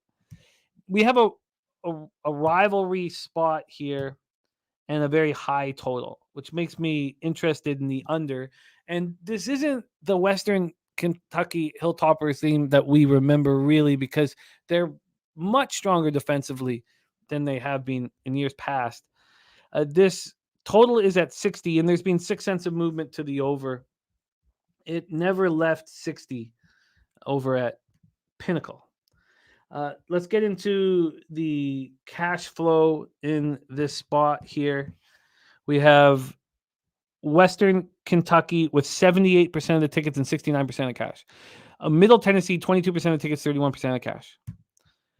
And, you know, I think that you could say, you know, with Western Kentucky winning 4 straight of these, that this is the biggest game of the year for Middle Tennessee.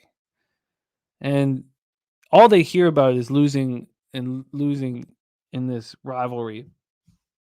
So Middle Tennessee comes off losing 31-23 at home to Colorado State as 3.5-point favorites. That was a game that I studied for a long time because I thought, is Colorado State going to be able to turn it on again after the Colorado loss? And there was a time where I was like, I don't think they will.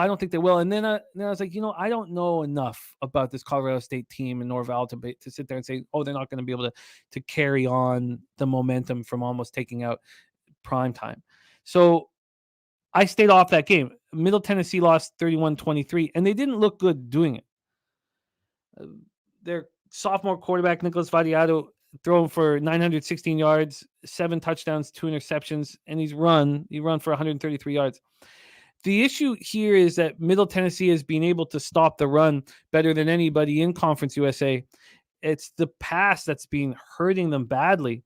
And we know the Hilltoppers just want to throw the ball. That part of the X's and O's, if this market hadn't have done this U-shaped movement, I would probably already be on Western Kentucky. But the fact that the sharps or the books moved that line so drastically towards Middle Tennessee was eye-popping. Western Kentucky comes in off losing 27-24 at Troy as 3.5-point dogs. That just the score doesn't give you the right idea of what happened in that game. Troy had the ball for 38 minutes and 59 seconds and only put up 27 points. The Western Kentucky's defense, they call themselves the takeaway tops, was so good in that football game because they were able to bend but not break, and they were able to keep Troy off the board because Troy outgained Western Kentucky 521-288. And maybe you're like, well, how could you say they had a good defense if they allowed 521 yards? I was impressed by it. Now, we watched Ohio State put up, 63 points on Western Kentucky. But if you look at the other 3 games they played, they've allowed 75 points over those 3 games. And, they're an exciting defense. And Austin Reed's an exciting quarterback. And Justin McElvey with the over 59.5. I think that because of the differences in this Western Kentucky, and I'm so close to betting this, but I also want to say something right now. My sides have been great so far this year and positive ROI. Well, I say good. Let's say good. My sides have been good with a positive ROI. My totals have been bad. But in this one, I want to bet the under in a rivalry game. I really do. I think that Middle Tennessee understands that they have to be in, extra defensive back formations. They have to be able to stop the pass, and they're already very good at the run. So maybe they can add to the packages so that they can slow down Western Kentucky through the air. And we know that Western Kentucky's defense is much better. These past 2 years, they're a completely different defense than we remember. And if Western Kentucky is starting to pride themselves on defense, why wouldn't this game go under 60? And those of you who like Western Kentucky, I get it. And Coin saying Middle Tennessee was a look ahead to this game last week versus Colorado State is a great point. That if this was just the vividness bias of what the Hilltoppers were, I would be not only on Western Kentucky, but I would be on the over. But if you look deeper into what this defense is doing, especially in Conference USA, and what Middle Tennessee's defense is capable of, if they can figure out how to stop the pass, and maybe they can't. And if they're incapable of stopping the pass, then the score will run up and this will go over. If your cap is that Middle Tennessee can't stop the pass, then you're going to be on Western Kentucky and the over. Why in the world then would this have moved from 8 to 4.5? I mean, that's just a monstrous move, an absolutely monstrous move to the dog here that I think has to be respected.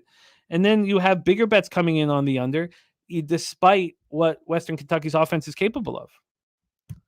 So, and let me stress that 3-2-1 last week on sides, and then 0-2 on totals, and they were both unders.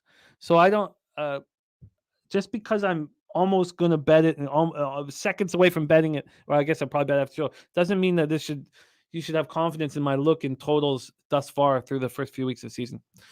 Jose, take over. What is the chat saying? I'm all ears. I want to hear. Well, our guy JT likes Middle Tennessee first half and a little Temple love. We'll talk about them here soon as well. Reclaim James saying Western's offense will be the best units on the field. Mally Mal likes the over in this game. Eric Jones likes Western as well. Thinks they'll win by 8 or more. Justin McElvey likes the over 59.5. That's on his card here. Eric Jones leaning under, though, for those looking for under bettors in here as well. You mentioned Coin's comment about the look ahead. Robert Franklin likes Western Kentucky as well. Talk Sports with JT mentioning that Western Kentucky's rush defense is not that good as well. So there's another Middle Tennessee guy. A lot of Western Kentucky love in here as well, but Middle Tennessee being represented by Talk Sports with JT. Ramon Scott, shout out to a fellow Ramon. Past 2 years, WKU has averaged 518 yards and 50 points. But so far, 3 games, slow start, 25 points, 243 yards. We'll remember that Bailey Zappi was their quarterback once upon a time as well. So just remember that. I think he's been gone now for 2 years. So just, whatever. And I will say Eric Jones mentioning another 32-24 Western Kentucky and the under there as well. So shout out to everyone in there. Regis Austin also liking Western Kentucky as well. Jarek White liking the over as well. All right. Okay. Well, I guess when it's said and done, I want unders in rivalry games. This is a nice high total. And the concern will be the Hilltoppers defense. They lead the league in takeaways. They've also returned 2 to the house. I mean, that's where this total could turn against you quickly. if they're able to do that. So, Kong's Clip says, I really think the bookies are trying to get even money here on both sides. It's just too big of a move for me to really trust that, Kong's Clips, and then to trust that that's what the books want. I don't even know if we don't even think that's what they want. Mally Mel says Middle Tennessee strength is the run. You want that happening. So I'm going to move on this under. All right. I wasn't expecting to add anything here, but we are on the board. Let's move on to the next spot on the board. We head to Tulsa, Oklahoma, Chapman Stadium. I thought I had the weather up here in Tulsa, Oklahoma. I don't. Let me move this over here. Get the Tulsa weather. I thought I had it up here. My bad. Tulsa weather. It's gorgeous. Beautiful. Beautiful weather, and going to be very little wind. Perfect football weather. Gorgeous. Okay, let's get into the line history of this one. And one thing that was last week when Temple played Miami's first road game, that there was a lot that correlated with Temple. And the only reason why I didn't bet Temple, and the reason why I should have bet Miami, was I just thought that, Cristobal had the perfect coaching angle because they'd been such an improved squad this year. Now they go play their first road game of the season. And, it was an easy spot for motivation. And I don't know, honestly, now I know that Kirby Smart's just a hell of a coach, but I don't know if Georgia is going to have that motivation this week. And I don't know if Michigan is going to have the same kind of motivation that Nebraska will have. And I'm not going to say Michigan won't have it, but Nebraska, this is the biggest game of the year. So, motivation was so important. But Temple, there was big bets on Temple. The line was moving towards Temple. There was a lot to like about Temple.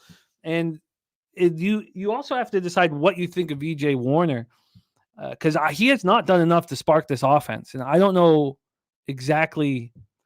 how good he is. I don't know at this point. And Temple's not covered against any FBS team this year. For a total scenario, we're sitting at 54.5. This moved up, got up to 55.5, and then dropped to 54.5. From a side scenario here, Temple is 3.5-point dogs, and this line's being all over the place. So this opened up at 5.5. Again, on Sunday night at 7:24 p.m. And it lasted there for about 12.5 hours, almost 13 hours. And then it moved to 4, and then it moved to 3.5, and then it moved to 3. I mean, this is a huge move towards Temple. And the first time it moved to 3 was yesterday. It was yesterday just before 1 a.m. So it was, yesterday just before 1 a.m. And then it moved back to 3.5 at 11:15 a.m. And then right back to 3 again last night. Stayed at 3 last night until this morning when it got to 3.5. So there's no other way to cut it. This has been a real move towards Temple. And the sharps, there was sharp money on Temple last week as well. From a total perspective, it's 51% of the tickets and 60% of the cash on the over. And from a spread perspective, it's, again, this sharp big bets are on Temple. 25% of the tickets and 68% of the cash. The pimp slap play of the day is in, and it is Tulsa. It is a Tulsa. Let me copy and paste that. Pimp slap is in. Let's get that right there. Here we go. So Temple comes in off of a tough 41-7 loss at home to Miami's 23-point dogs. The run defense for Temple is horrible. They're allowing 217 yards per game on the ground. So they can't stop the run, and I can't trust E.J. Warner at this point. Then we go to Tulsa. They come in off a 22-14 win at Northern Illinois. They were 3.5-point dogs in that one. And there was an easy spot. It's so hard because there's such a large quantity of games to be able to break them all down to the extent that they need to be broken down. But because the Golden Hurricane had played Washington and Oklahoma, they were going to go into Northern Illinois and beat them. They were playing against a much higher level of competition. And Cardell Williams is going to be a great quarterback. Maybe that's too far. Maybe that's too extreme to say he's going to be a great quarterback. But this guy's got so much potential. But he's a freshman, and that's what you're getting from him. He hasn't thrown for over 200 yards against any FBS team. And against the 3 FBS teams, he's got 2 touchdowns and 5 interceptions. But we're talking about Oklahoma and Washington.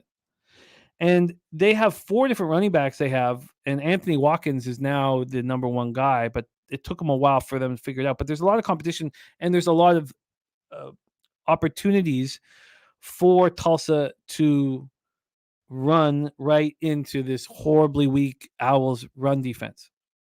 But I'll state it clearly. This big move towards Temple and the big bets on Temple will have me off of betting the Golden Hurricane at this point. And if EJ Warner has to fight, fire with fire, if Tulsa's able to run, and that Cardell is going to, make sure that the running game is hugely important in this, and then it will open up play action for him and things of that nature. But if the Owls can't stop the run, then I don't know why this game doesn't go over, because EJ Warner will need to deliver offensively, and if he doesn't, then they're just going to lose. And we've seen this sharp money on Temple. So I would like to hear what the chat thinks about this spot. Jose, take it away. A lot of Tulsa love. Talk Sports with JT dropped in an early Temple, but Pimp Slap play of the day is on Tulsa -3. Eric Jones likes Tulsa money line there. Stacks likes a little Temple team total. Shout out to you, Stacks and Justin McElvey. Ronnie and Burgia liking Tulsa as well. Thinking they'll cover easily. And we have an over game for Eric Jones as well, over 55.5 for him. That's it. Yeah, I wish that Pinnacle wasn't dropping this total today. I'm going to keep a close eye on it. I'm going to leave the over as a lean right now. If I was hitting harder on my totals right now, I would bet it. But if Pimp Slap likes Tulsa and Justin McElvey Stacks play today that's hit 4 straights on Temple team total over, I mean, that to me works out into an over. You're going to put Temple in a situation where they are going to find Tulsa's defense much easier to navigate than Miami's. And Warner's got to step up because Tulsa's going to run the Owls into the ground. So I'm going to think about this longer, and I want to see what happens to this line. But I'm interested in the over in this one. And I will cheer on the Pimp Slap play of the day. Shout out, Mike. All right. There we go. And yeah, okay. Let's roll on. That's okay. Let's see if we get something here. Let's move on to 8 p.m. Eastern. Jacksonville State Gamecocks at Sam Houston. We're at Elliott T. Bauer Stadium in Huntsville, Texas. I spent every single show at some point yesterday on Wednesday, Thursday, and Friday. I talked about how much I like Jacksonville State. And just because Sam Houston went up against an extremely motivated Houston team and got beaten up badly, I don't know if I just want to jump off the wagon. I still think that Keegan Shoemaker probably should have. I mean, Grant Gunnell did not show to anybody give it hope to this offense at all. 100 yards, 1 pick. I know that's better than what Keegan Shoemaker was doing for Sam Houston, but and then you guys know that I also have trouble. We talk about the sell high, buy low thing. Luke Murphy on Jacksonville State, but I also need to have enormous conviction to make the same bet the following week that I just made. And that's Jacksonville State was at home, and here you have Sam Houston with a ton of motivation. All right, and Christopher Tatum on Jacksonville State, halftime full game in Jacksonville State first quarter. There's big show picks, Big Show Picks going to be on our big Thursday night live stream, watching his Lions in action this evening. So let's get into the line history of this one. This total has dropped and dropped and dropped. It's pretty wild. It opened up at 37 and it got down. We saw lower numbers than this, but it got down to 36 at Pinnacle and it jumped back up to 37 this morning. So at this point, there's been only a 4-cent move towards this very, very low total. From a point spread side of things, we have Pinnacle moving this to 7. So clearly, this opened up at 5.5. It lasted at 5.5 for about 13 hours, moved to 6.5, and then it moved to 7. The first time it moved to 7 was on Monday morning, and then it moved back to 6.5, and it stayed at 6.5 for a while. I do not think that Jacksonville State's offense should be believed upon against Sam Houston State. I really don't. It was very easy for us to take Jacksonville State against Eastern Michigan. And that was so easy. This is very different. And just because our bet cashed so easily last week, I'm really hesitant to go back to the well. And in fact, due to this whole buy low, sell high thing, there's no chance that I'm going to be on Jacksonville State. Christopher Tatum says, when was the last time Sam Houston won a game, though? Look, this is their first year in FBS, and they were the FCS champions in 2020. So, and TJ Burke says 21-0. Oh, that's going to be your final score, the same score as Eastern Michigan game, TJ? Or did I say it wrong when I said it? Because you guys know how I said to everyone that this was the best ball on the board. This is a battle of both new FCS or FBS teams, too, just for everyone's notes out there. Fun game. Yeah, and Sam Houston well because they're in your area. So let's go over to the cash flow. You have 82% of the tickets and 92% of the cash on Jacksonville State. Clearly a bias from what people saw last week. I mean, what do you guys think the score would have been if Eastern Michigan had gone to Sam Houston and played? I mean, I maybe they don't win by 21, but I think I would bet them in a heartbeat. We have 72% of tickets, 95% cash on the under. So let's talk about Jacksonville State first. They held Eastern Michigan to 152 total yards.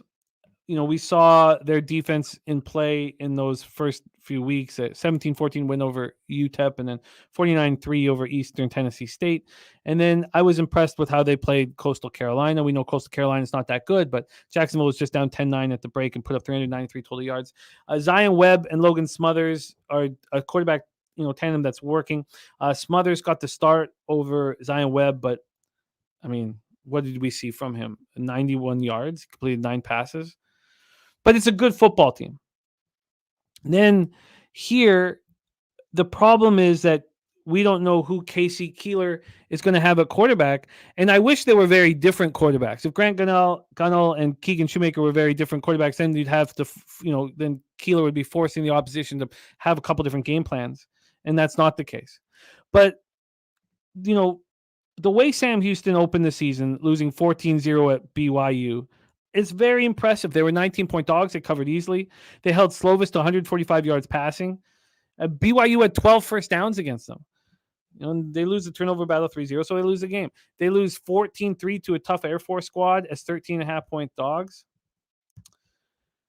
So, Kong Slip says Sam Houston does not score here. Classic example of there being levels to the ship between FBS and FCS. Well, but you just heard Jose said that, they both were FCS. So, I do not want. There's no chance I'm going to be on Jacksonville State after.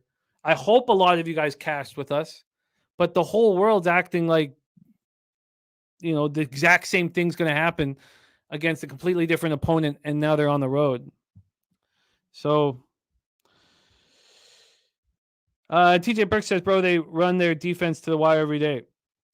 No, I hear you. They're TJ, look, I hope you cashed with Jacksonville State last week, but I'm not going to go back to the well. Jose, take over, and I know Sam Houston, so tell us about your thoughts here for their first game in the Conference USA. I'd probably just lean under, like everyone's saying. Obviously, the offense, I was on them as well last week, and under, and the offense didn't show up for us. The defense just gets ran ragged, So it's just like the Jets, basically. Like if the Jets offense is so bad, the defense is great, but at a certain point, it just gets to a point where they get exhausted and broken. Now, we've talked about this before, Jimmy. I'm in the business of, or I guess we're in the business of betting on teams when they're undervalued instead of selling high, like Jacksonville State, feeling great about themselves, coming off a great victory. I'd just rather bet Sam Houston here, take the points, and hope that the defense can show up here. So I lean under in Sam Houston yet again, but I'm not going to bet on it. So we'll see how that ends up, Well, I'm going to wait here and kind of keep an eye on what's going on. I think it's important also to see where this spread ends up.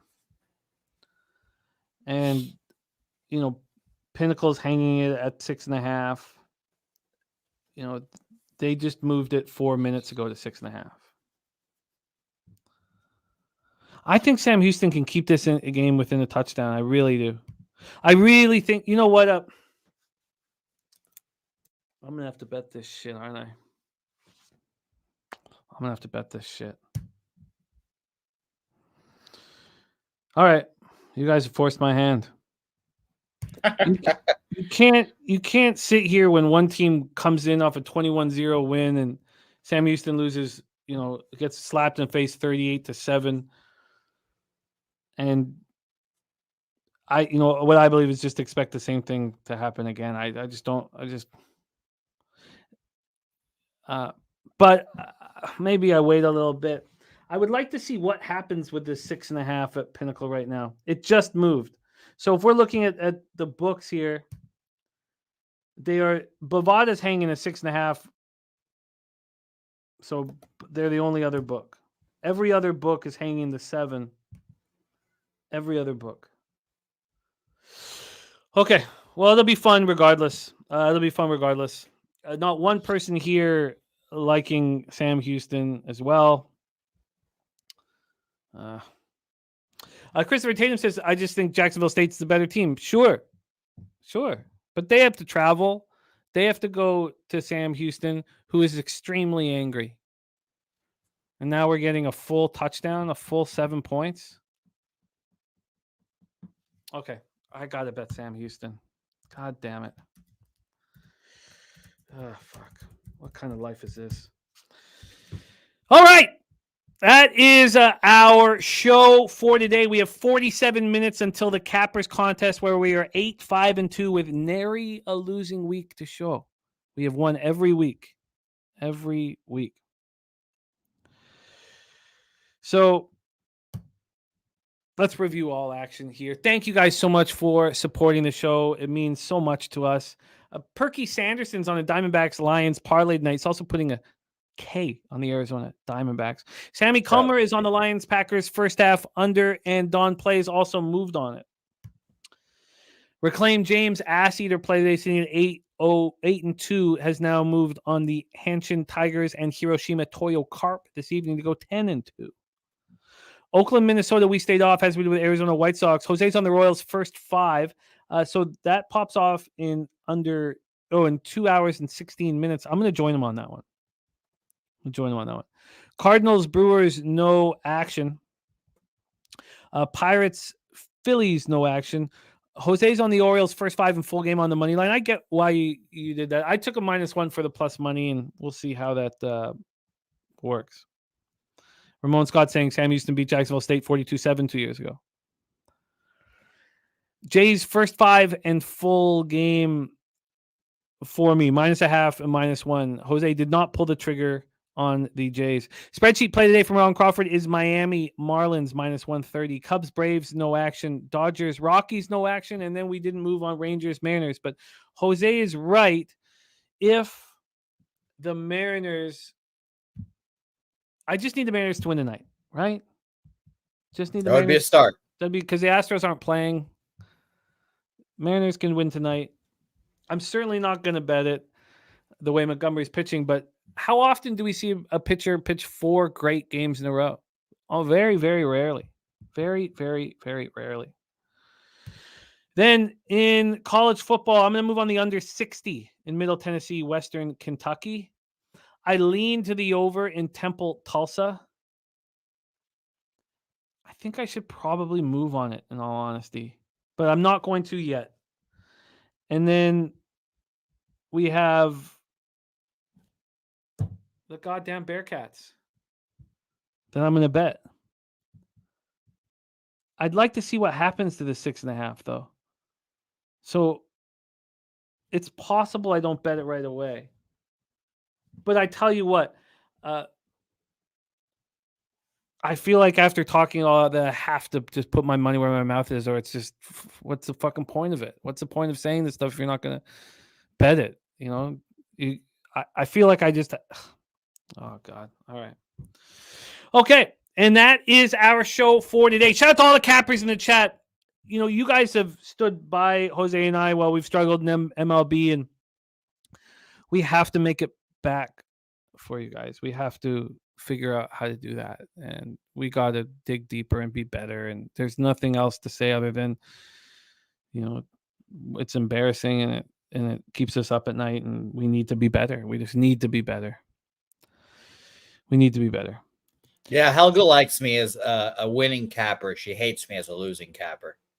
Oh yeah, look, I don't like you that much as a losing capper, you know. But I don't hate you. I don't hate you, but I like you very much. You like me less. Yeah, that's better. But Collins Clips, TJ Burks, Dom Play, Perky Sanderson, Lucky Lefty. The Nuke Worker says 10 more likes to 100. Thank you for mentioning that. Juan Ruiz, Justin McElvey just moved on Houston +7. Don Plays moving on Houston, Sam Houston +7. Oh no, I don't. I'm staying off so you guys can cash. Just staying off. I hope you guys cash that shit. I would be on that side too. I only say no because if I go down, I don't want to take my friends with me. You know, just go drown alone. Well, we're drowning together with the Royals, so that'll be fun. Yes, I'm not afraid to ride with you. I will ride with you. Not one bit of fear to ride with you. You could still get down to single units down if you got hot right now and had a great playoffs. It'd be great, yeah. It'd be great. Christopher Tatum, Ramon Scott, Robert Franklin, Matt Complex, Big Show, Luke Murphy, esteemed author Luke Murphy, Pimp Slap Play of the Day, Fat Wally, all you guys, Ronnie and Bergia, Aaron Jones. Thank you guys. Jarek White, Regis Austin. Thank you guys for your support. Coin, it means a ton to us. Nut Flush, Allen, Kelly McInnes, Saturated, Woo, Rizza. And we need a birthday pick. We need a birthday pick for Skylar. God, we need a birthday pick. The best pick on the entire board is what we need. Mine's the Royals, first 5. There you go, Skylar. Royals put that in your college fund, Skylar. Royals first 5. They'll take it like just cash money. I got whatever you go. I can guarantee that. Royals first 5. Dragons versus Sawyer. Okay. And we've had 3 winning weeks in a row in the Cappers Contest show, correct? Yep. All right. Something will be there for us next show as well.